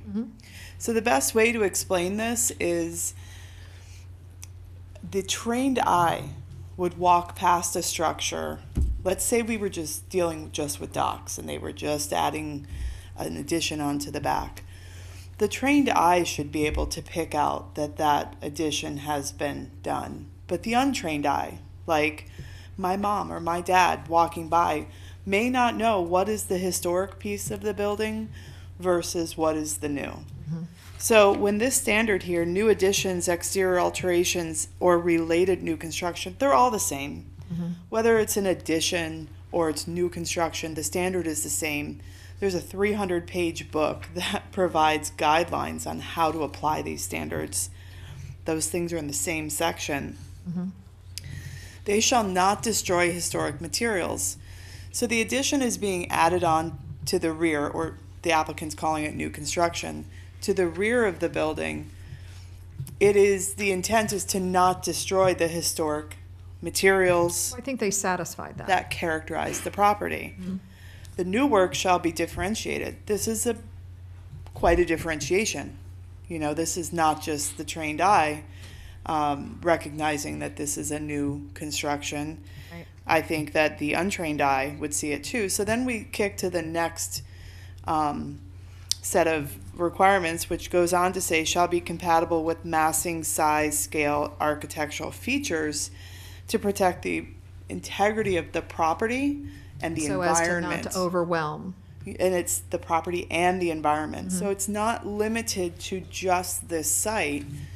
You know, this I think is a fabulous graphic representation because we have the 2-story CRA building in the back, which not only is this structure, you know, larger than the 1-story docks building, but it's larger than that 2-story structure in the back. So the board needs to make a determination that is this request consistent with Standard 9, ensuring that it's compatible with the massing, size, scale, and architectural features for the site environment. And for this environment overall. And when the city put up the composites of what's there currently, what it looks like, and what would happen if this building comes in, there's just nothing like it anywhere near it. And I did write down that it says that it's not to overwhelm or be in competition with docks.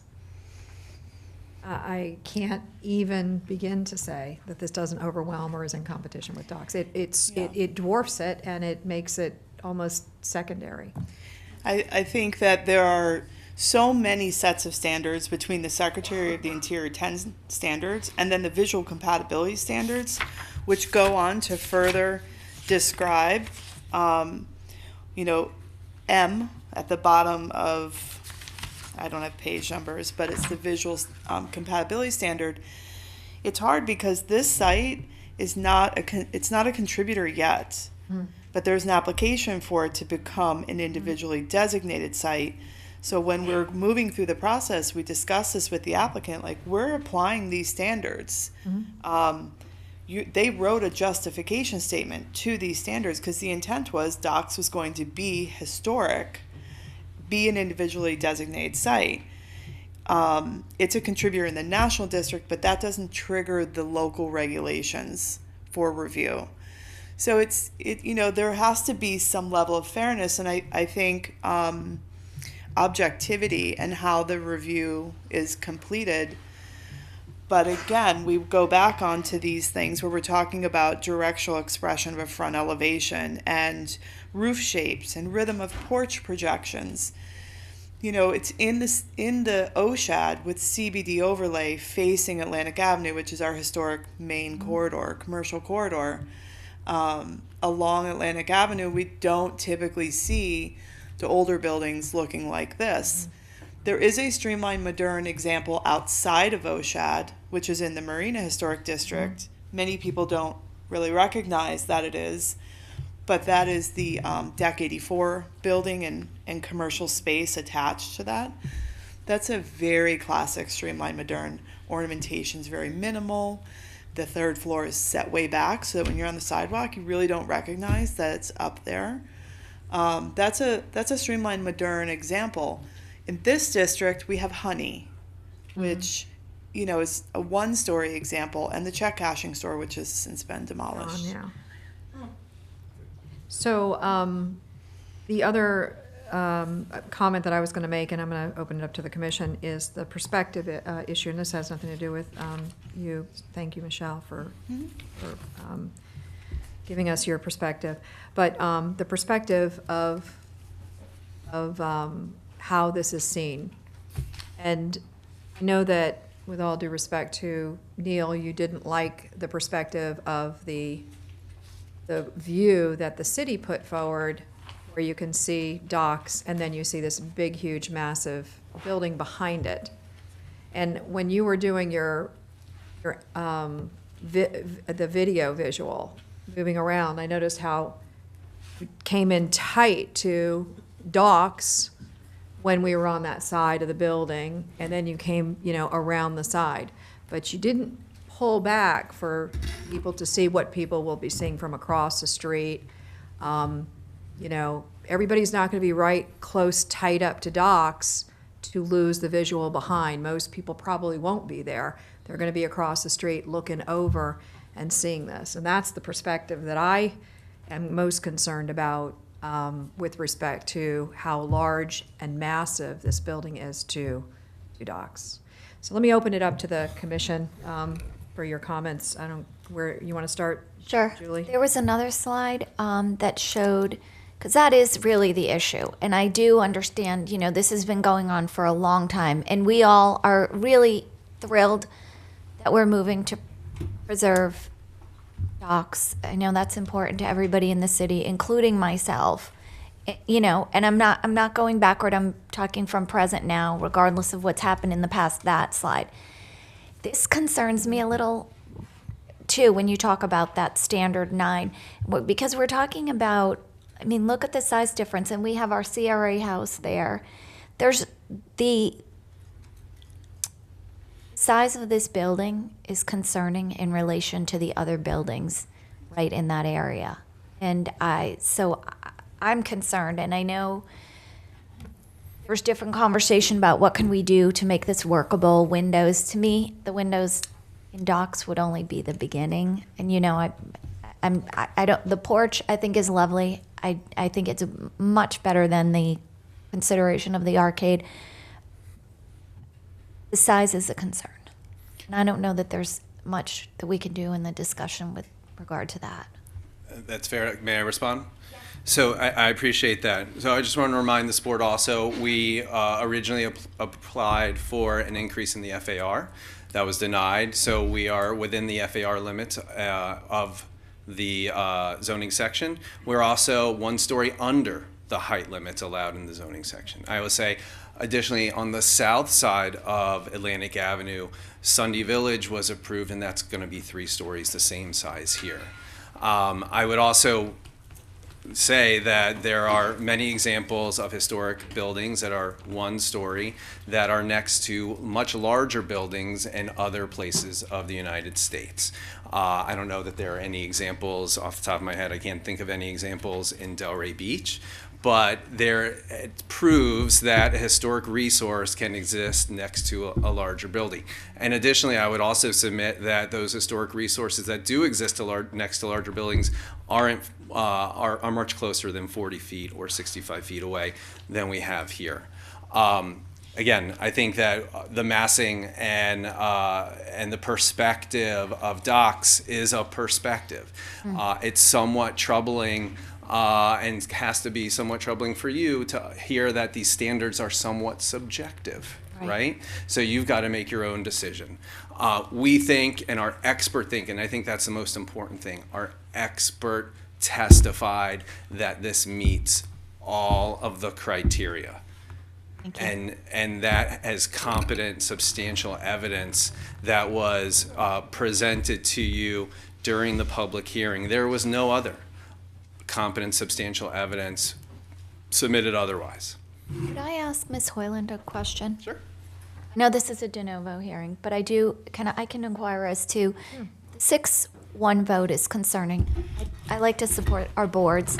Sometimes you see a vote, it might be 4-3, so you could say it could go either way. But could you speak to that vote? So, are you asking who was the one? No, not who, but the reason, the justification behind it. The board had serious concerns with respect to massing, architectural style, scale. I think they really gave a fair deliberation. Okay.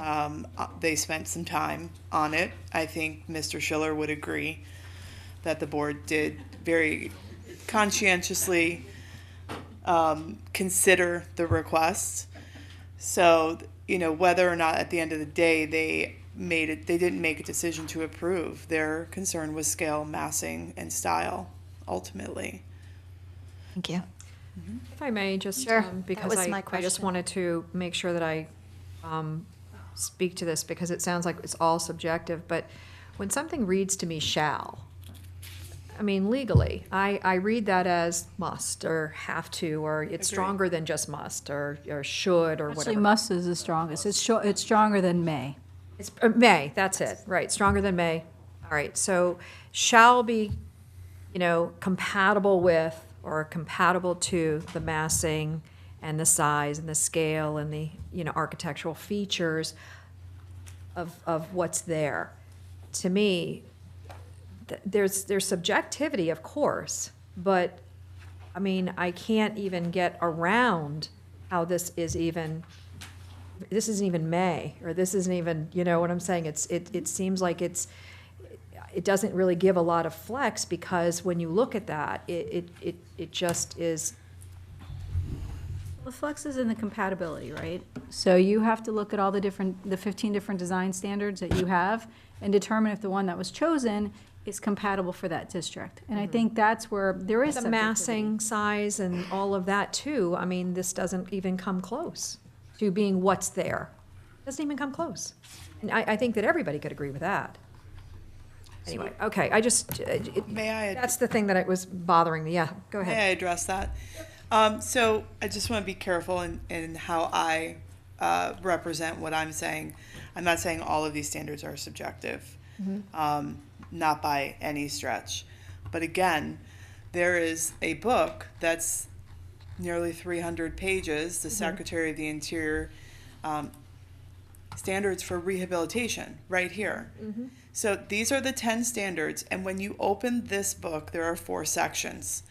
One section is preserving, one is rehabilitating, one is restoring, and one's reconstructing. We focus on rehabilitating.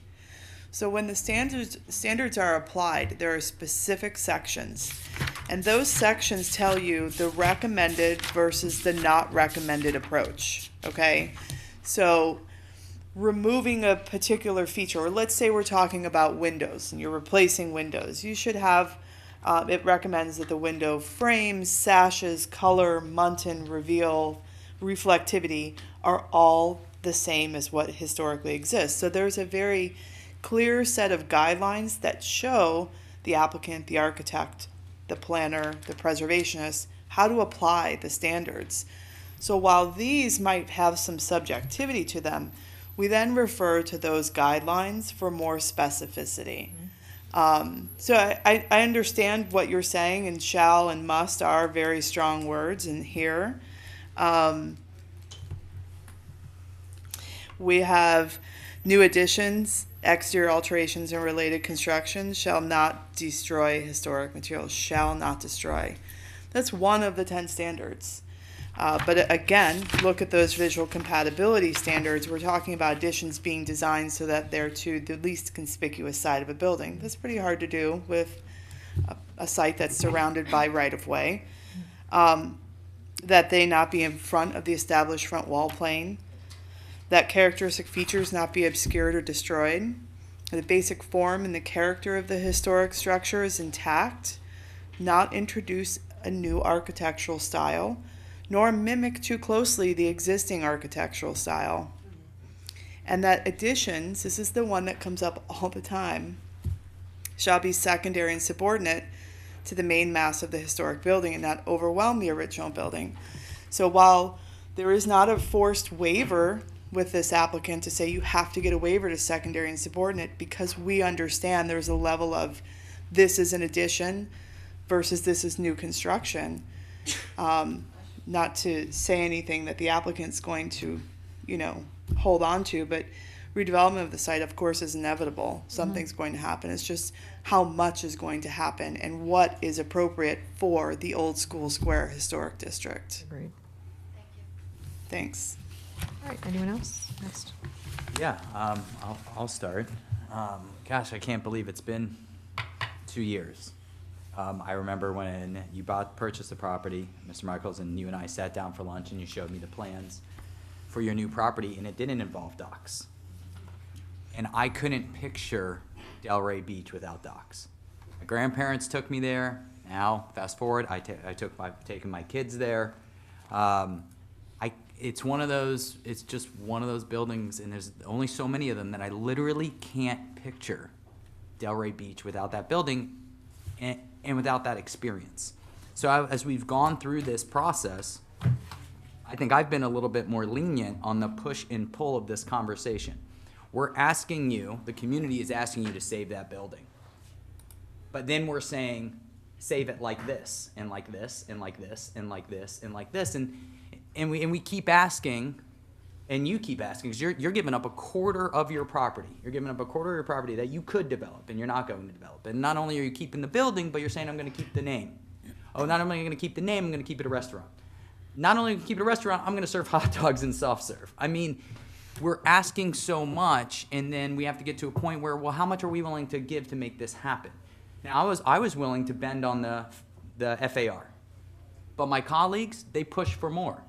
And I thought maybe we had just lost docks, and we didn't. You came to the table and said, I'll do it. I'll do it at 1.0. What I'm worried about is the 1-6 vote with the historic board, preservation board. I'm with Ms. Casal, Commissioner Casal. I don't like voting against that, but they also have a very narrow view. I have to take all this into account. How do we make this happen? And it's got to be, it's really almost like we're negotiating. Like all these last 2 years, it's been, you give a little, we take a little, take it back and push it back. I think we're there. As soon as you got to that 1.0 FAR, which I did not think you would do, I think we're there. Is it perfect? No. Is it an architectural style I like? No, but that's irrelevant. I look at this project as a whole, and I think we're there. We are going to save this iconic corner, and we're going to give a little to make it happen, but not as much as I was originally willing to give. I'll tell you that, and I got to thank my colleagues, you know, for pushing for more and more and more. But at what point do you push so hard that none of this becomes reality? And I don't know if we're there today. So, like before, I'm going to be willing to move forward and say that we've asked for as much as we can ask for. And by the way, the slanted windows, I absolutely agree. But now looking through all the historic photos and talking about the building and talking about the experience, well, it's really hard to walk up on and order some ice soft serve at the counter when you're going to run into a slanted window. So I get why you could kind of make it happen, but you're also trying to, you know, preserve the experience. Right? And it's probably why they changed it, so that people could walk up and there were more windows. So now that I've, you know, looked through those photos, but I'd absolutely be in supportive of that element. I think it's an important element. So where you can do it, I think it is important, and I appreciate you stepping up and mentioning that. So I will be in favor because I think we've pushed enough, and I don't want to lose this opportunity to save that iconic corner that I can't picture Delray Beach without. Commissioner Johnson? Yes. Thank you, Mayor. I just have 4 quick comments. Try to make them quick. I did not know this was once upon a time a Dairy Queen. Unfortunately, I have to kind of disagree with Ms. Odom. I wasn't financially able to go to Docks, and so I didn't, and I wasn't in high school with the cheerleaders or after the games. I didn't experience it until I was an adult. But once I could and we could go there, I was told you really couldn't even go there, so I'm corrected in that respect. I've taken my children, and now my children are taking their children. So, and I'm sure my dad probably went too. He would probably sneak because he was an ice cream lover. He kept it hidden. Second, I'm concerned about the porch on Atlantic Avenue. I don't know what you would do with that. We have to keep in mind that we are being very restrictive about public accommodations. I think because that's already, that's sailed. That's sailed, they don't do it? It's already been voted on. Okay, well, I'd just be very cautious because there's an element that looks for places to nap and sleep and whatever, so just be careful, that's all I'm saying. Number 3, a restaurant. I'm loving that. We have nothing, correct me if I'm wrong, we have nothing west of Swinton. Okay, the restaurant, I believe, is Docks. Yes. And so, and I don't know if you're going to bring back Dunkin' Donuts. I think the entire city staff is very unhappy. You shut down the coffee caffeine fix that we all need to keep ourselves going. I don't know, your place is a little ways away. I don't know, it's not possible. So anyway, we're not supposed to talk to each other. Sorry. If I don't know the times of operation, but until the businesses across the street are started, don't know if if there's a race. Now that I'm talking about that, across the street we have already allowed a 3-story building. I don't know if this is going to make Docks even smaller, but we've already said across the street you're going to have from Swinton to First 3 stories. So I don't see how we can be unfair. I'm for equity tonight. I've never been so full of equity that I'm oozing.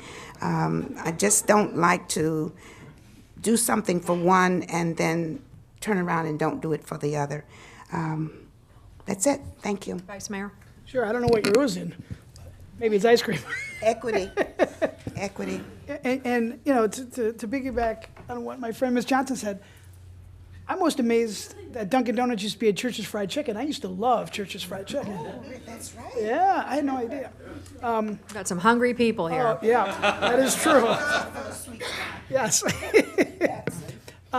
Going back to you know, kind of what Mr. Boylston said, one of my favorite sayings is, pigs get fat, hogs get slaughtered. I know the boards in the city has put the applicant and Mr. Schiller and everyone, through, it wasn't a layup. No. You all and the team did a lot of work. But one of the things about the presentation that really stood out was the testimony from Miss Paula McLean, which, as you noted, was uncontroverted. To me, with respect to everyone, she's very. Oh, hi, Miss McLean. I know you're still here. Come up here. Come up here. To go through the standards and looking at her resume and her background, that's very important. I've always said, and I'm going to say it again, we have the only courthouse that I know in South Florida without office space. And as Ms. Johnson said earlier, across the street, they got 3 floors. To me, this looks like a great opportunity. Is it perfect? It's not perfect. But I think it's mostly perfect to get to some of the objectives, not only for docs to come back, and I still haven't seen anything about a corned beef sandwich, but I hope it's on the menu. But in the whole thing, to have what was there before between docks, parking spaces, I should say, and then just a decrepit Dunkin' Donuts. I think it's an amazing improvement.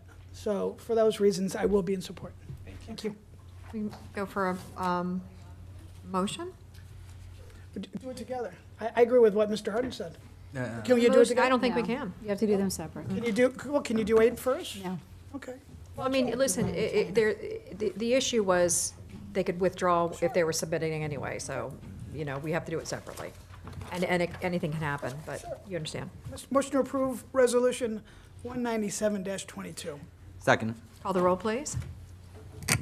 Mr. Frankel? Yes. Ms. Cassell? Sorry, no. Mr. Boylston? Yes. Ms. Johnson? Yes. Mayor Petrolia? No. Quickly, motion to approve ordinance 28-21. Second. Call the roll, please.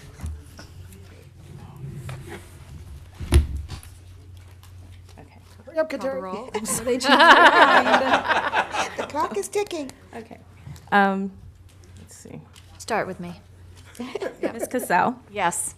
Mr. Boylston? Yes. Ms. Johnson? Yes. Mayor Petrolia? Yes. Mr. Frankel? Yes. All right, very good. Thank you so Guys, much. have a good night. Thank you. Go get something to eat. Get some coffee. Open docs and bring me a hamburger.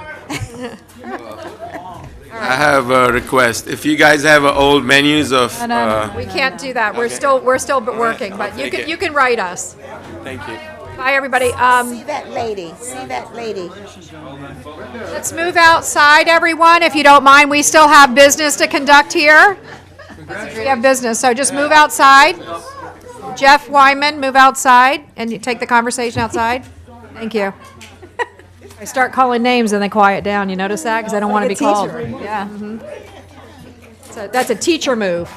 All right, moving on to ordinance number 2622. An ordinance of the City Commission of the City of Delray Beach, Florida, amending the land development regulations of the Code of Ordinances by amending Section 4.4.13 Central Business CBD District C, allowable uses, to adopt limitations for eyeglass stores, amending Appendix A, definitions, to adopt a definition for eyeglass store as a retail business selling glasses with limited optometry services, providing a conflicts clause, a severability clause, authority to codify, and providing an effective date. This is a repeat of the second hearing. If you recall, the last time we were here, the commission essentially directed staff to create clustering effects for the ordinance. And so the new ordinance will only allow 1 store per block face, and it's not permitted on facing street frontages. Okay. And this is second reading. All right, so we're not going through, are we going through a whole presentation? I don't No. think Mr. Scott. So you were able to achieve what we were Yes. concerned about is basically what you did, correct? Is there any hesitations? This is privately initiated, so with the collaboration with the applicant, we added the spacing distance that the city attorney just described to you, that eyeglass stores that have this accessory optometry service, a medical service, are limited to 1 per block face, and they can't be on facing street frontages, so It'll disperse them out. Right. Very good. So we have to open it up for public hearing. Yep. Again. So this is a public hearing. If anybody would like to speak to ordinance number 26-22, now would be the time. Step forward, state your name and address. 3 minutes.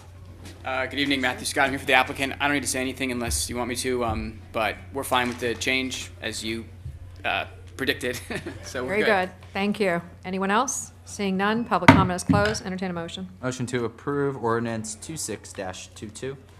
All right, call the roll, please. Mr. Boylston? Yes. Ms. Johnson? Yes. Mayor Petrolia? Yes. Mr. Franco? Yes. Ms. Cassell? Sorry to take so long to be so brief. Have a good night.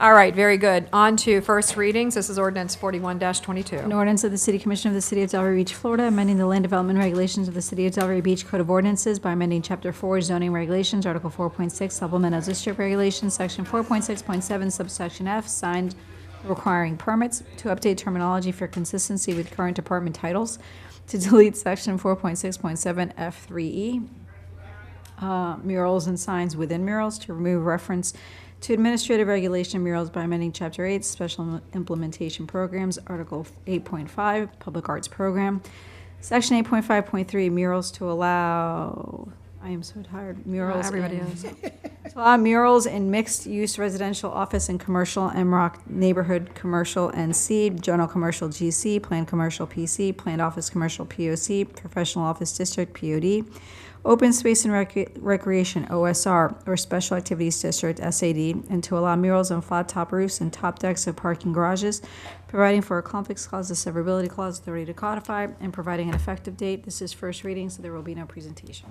Yes. Motion to approve ordinance number 41-22. Second. All right, any discussion? Seeing none, call the roll. Ms. Johnson? Yes. Mayor Petrolia? Yes. Mr. Franco? Yes. Ms. Cassell? Yes. Mr. Boylston? Yes. All right, so we are now at the comments and inquiry section of the non-agenda items. Mr. Moore? Yes, one brief item, and that is the announcement of the city's new app. It went live this past Friday, and we're pleased to report we have hundreds of downloads that have been initiated since that time. So we are definitely live and active to that effect. Wow. And my compliments and much work to be accomplished as a result. That is all I have. Fantastic. Very Thank good. Moving on to the city attorney. Nothing. All right, to the commission. Start on this end. Sure. Where's Sam? I was just going to say thanks to Parks and Rec. The tree lighting was amazing. I don't know if best turnout, I think, in the history. The entire street was closed. I was so impressed with our staff and just really appreciative of what a great job they did. I don't know where Sam is, but thank you, Sam. Second, I got a call from Ted at Roots and Wings. You know, we had a little hiccup with Delray Reads because we didn't have a lot of our books in. Mr. Moore? Right. And so they're going to be distributed to the kids, but Ted was wondering if we should do a bookmark to show that the city gave them the books. And I don't know what everybody feels about that. The fee would be minimal, like between, to create the bookmarks. He wants to create bookmarks, thanking the city. Well, yeah, to acknowledge us as the people giving them the books. Just Okay. give him the books. You're not interested? No, because Nobody's it's interested? It's another hoop to Okay, jump through. got it. Last thing, this is free, no charge. There's a gentleman named Tom Market. Ryan, I believe you Or Kurt. you put him on the police advisory board. I met with the gentleman, and he is on the board for a company called Infra, and they do InfraGuard. They do active shooter training for free. They work with the FBI. They are a 501c3 since 1996, no charge. And they would be willing to come and work with the police to talk to the city about doing a presentation for our staff and potentially doing it, which I think is a great idea, for our schools. Now, I know I'm just talking Delray. It's free. But you always think you know what you would do in an emergency, but in reality, you don't. And I learned that when I was talking to him about all the things that you're supposed to do, and I would have done the opposite. So it's free of charge. I don't see any reason if we're interested in having Mr. Moore meet with the I thought you gentleman. were saying that he was going to come in and train our police department. No. And I'm sitting here going, No, it's a yeah, it's a free Got it. workshop for anybody in the city. In a staff. situation like that. Correct. Where there's an active shooter. Got it. I'm just Absolutely. tired. No, it's okay. It's been a very long day, but I always appreciate an opportunity for free education. And I think the subject matter, it's really unfortunate that we have to think about this, but it's happening every single day. Happy to talk to him. Yeah, that sounds good. Great. Thank you. Happy to talk And to I think offering that to our teachers would be great too. Protect our children in our schools. Thank you. You're welcome. All right. Vice Mayor. Thank you. I'm going to preface my comment that I'm going to end with tonight saying that I think you've known for the last 4.5 years I've respected everyone's board appointment and I voted yes on it. I'm not sure what I witnessed earlier this evening, but I saw a board member say something to make Anthea uncomfortable. And I'm not going to litigate it tonight. However, I would like to know, if there's no objection, either Lynn or Mr. Moore, I'd like to know what's going on. Not tonight, it's a late night, but it shouldn't be, no member of our community or a visitor, let alone a board member, do something to make any employee uncomfortable. And again, I only know what I saw and I didn't hear anything, but Anthea I know is very tough and she was very uncomfortable. So I apologize for whatever happened, but I'd like to know what occurred. Not tonight, but, okay. Sounds good. Have a good evening, everyone. Thank you. Start down. Commissioner Johnson, sure. Yes, okay. Sorry, I always do that. I have so much, but I'm going to try to go quickly. At our last regular meeting that was held on November the 15th, 2022, we passed an ordinance 3222, privately initiated request to rezone the property located at South Congress. The Alexian. The Alexian, thank you. I was trying to get at something when the developer talked about giving a little extra and what to do with it, etc. I did not get my point over, and reflection says we need to rethink. I would like to rethink and hope you'll join me. Let's be careful about monies that we get. I'd like to remind those of you who were on the dais that we got $10 million UDAC money.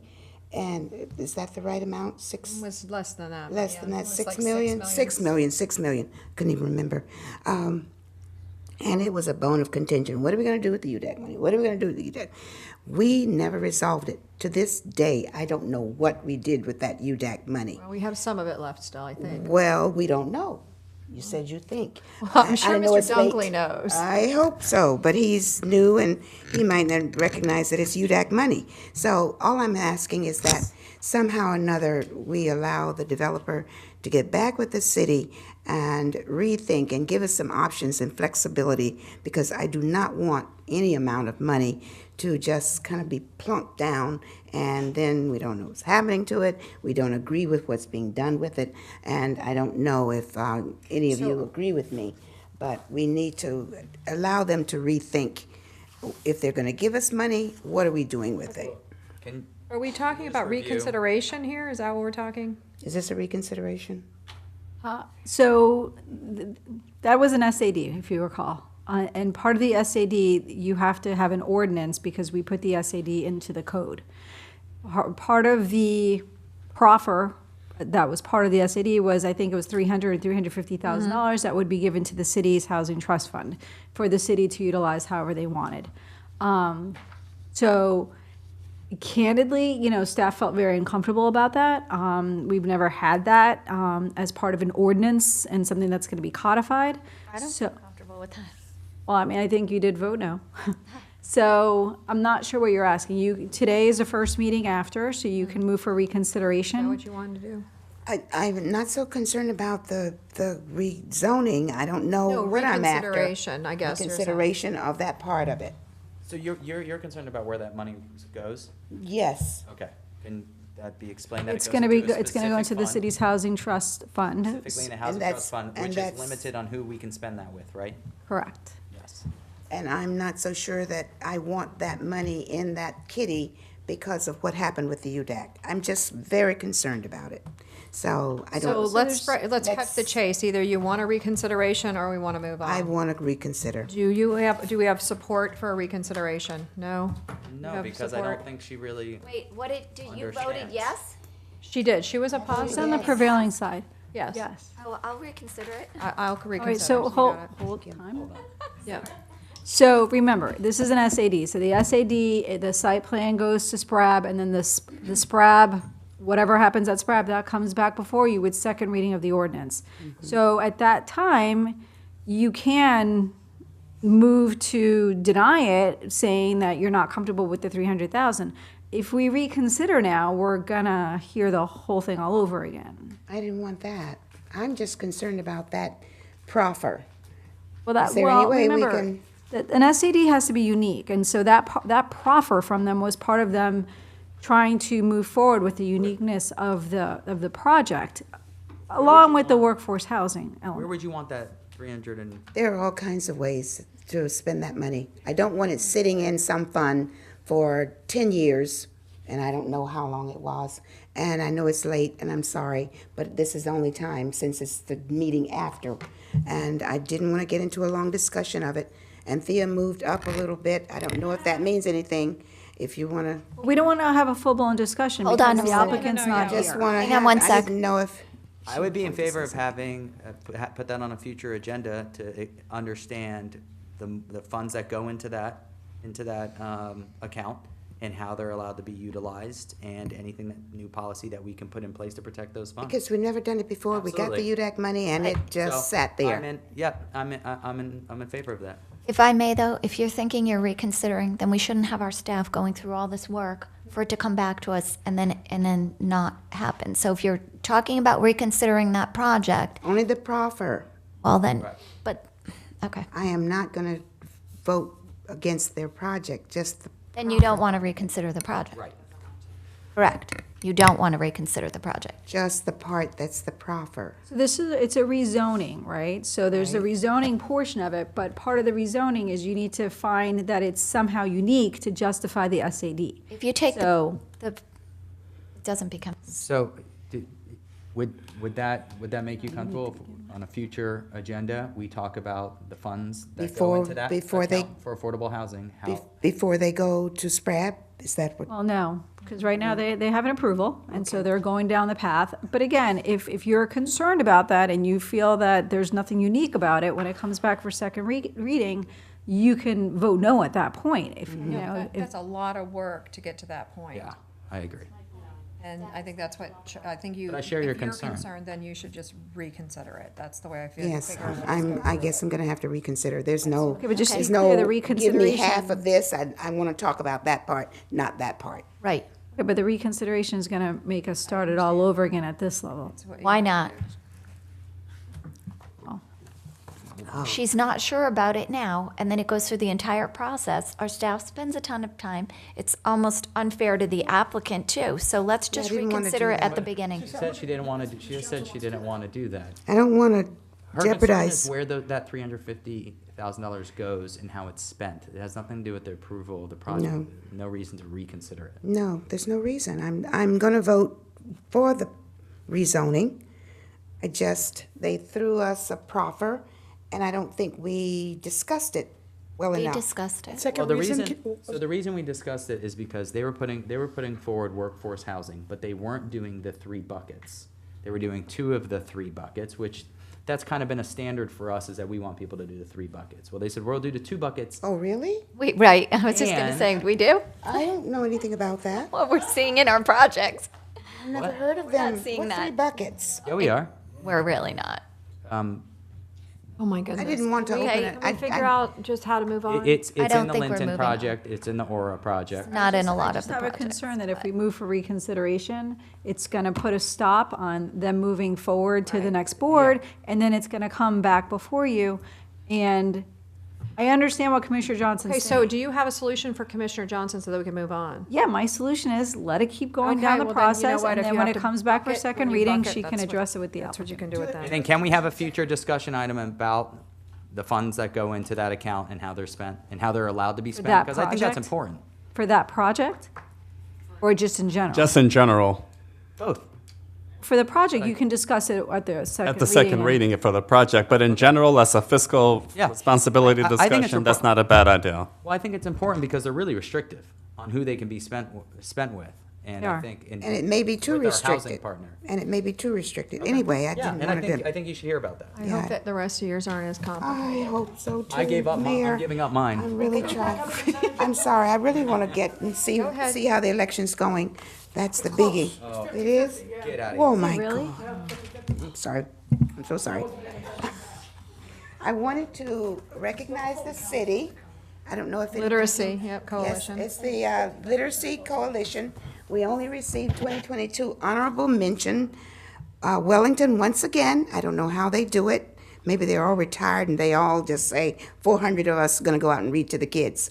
We did 130. I don't know. We had a total of 136, 139, which I thought was going to put us over, but Wellington got the big prize. I apologize. I'm sorry, rather. We've got to do better. I don't know what to do with this, Mayor. You can have it. You may have it. It's yours. Okay. No, I'm just kidding. 2 for you and 1 each for you. Thank you. Thank you. This is for those of you who don't know, I represented the city and the county at the last legislative committee meetings. And these are our marching orders. And Mayor, you were right. We do commence the legislative session in March. I never could figure it out. It might be a little warmer. I might consider going, I don't know, right now. But these are wonderful things for us to do. Florida is practically all red. You've got some blue every once in a while. So when you go before the legislature, if you're not red, you're going to necessarily not probably get some of the things that we're advocating. But the League of Cities is a non-partisan organization, and so we really have to lobby hard about anything, and I didn't bring back to you any of that. You can go to the numbers, etc. It's really important because, of course, the Municipal Administrative Legislative Committee, again, went with their main number one priority, short-term rentals. I think we're making progress. They're caving because their business model is getting to be so bad, reputation, etc. They're doing a lot on their own. Number whatever this is, the Delray Beach Cemetery was something that's near and dear to my heart because several of my relatives, kinfolk, are there. And it's not an easy business. And I don't know necessarily that the city should be into every little thing. It used to be in the good old days, the cities used to need to have a cemetery because it was our responsibility.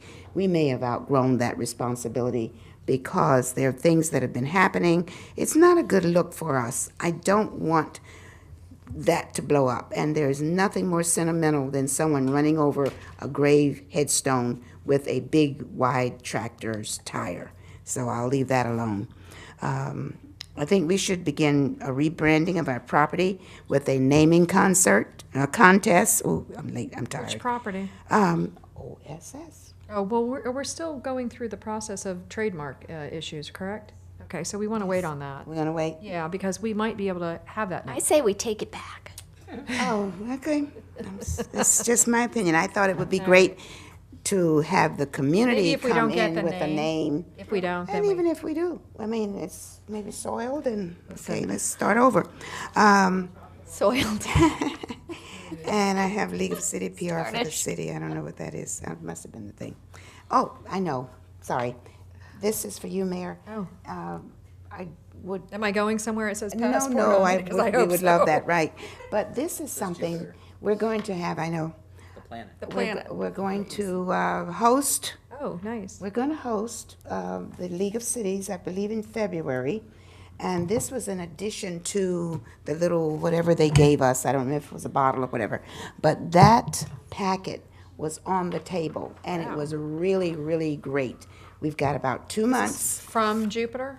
It was when Jupiter hosted. So why are you giving this to me? I'm giving it to you because I think you'll have a greater influence.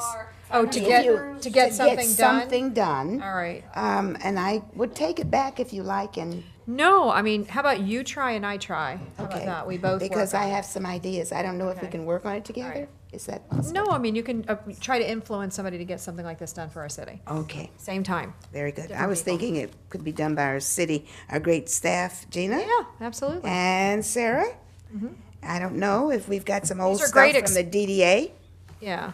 Just because we'll have an opportunity with 38 other municipalities if they show up. We're going to have it at the golf club, which is not the Opal Grand, but if we can say this is Old Del Rey and this is us and we're still, back in the other century, but we do have interesting, great things going on in the city. And this will be an opportunity to leave it on the table, and hopefully they'll take it back and make their municipalities jealous. Because we do have the Opal Grand, we just can't go there.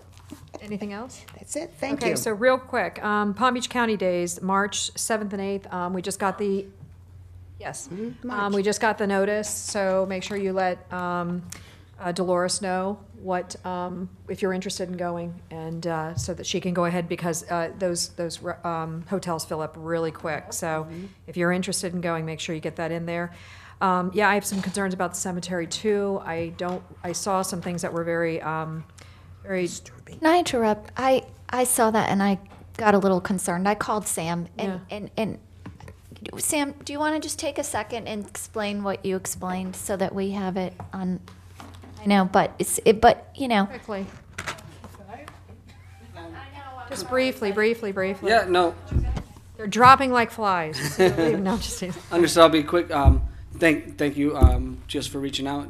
I explained that we are having there's an entire area that's been renovated. That's an active burial ground, and it exposed an exterior back fence that was old and raggedy. The team is taking it down in preparation for the new fence. There's some of that was in the images, as well as it is an unfortunate part of the operation of an active cemetery area where the tractor does have to drive over the. And we looked at the photos. We went out there. We double checked. We are not driving over headstones, but you do drive near the headstones in between the plots. It's the only way to access the graves as you move into the next one that's buried next to it, and so on. Mowers go over that. It's part of the operation. We try not to do that when loved ones are on the grounds, but it is part of it. And you have to wash in the dirt after you fill it back in and before you get sod in. So it's unfortunate, and we did meet with the team about some things we can do to clean it up and expedite that process. So thank you for reaching out, and if you look at the rest of the cemetery, you'll see it. The active areas, and it's different than the rest of the grounds once it's been settled and it's been replanted, and you're maintaining it on a regular basis. Right. All right, very good. I wanted people to know that you were addressing that. Thank you. Thank you. All right, and then finally, we heard a lot about the Cocoa Market and how it organically became this very large, I guess, festival that possibly is outgrowing its space. Now that we know what's going to be happening at possibly down at the on Veterans Park parking lot, I think that they're going to have to find another space just because there's just not going to be enough parking down there, period. Especially when they're attracting as many people as the lady said. So I think working with them to try to find that other space, and I think that Sam has assured me that that's exactly what he's trying to do.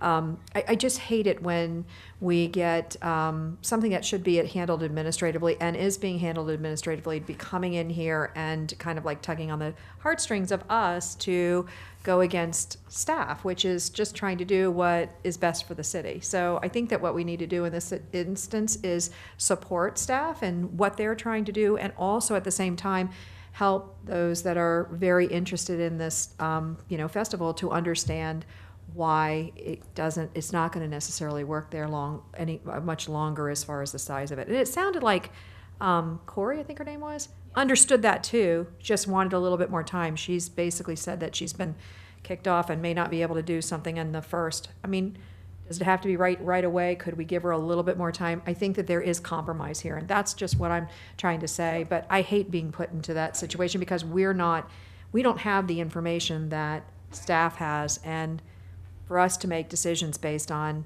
emotions is not a good way to be able to, set policy from the dais. So I just wanted to mention that as well. Thank you, guys. Long night. Good night.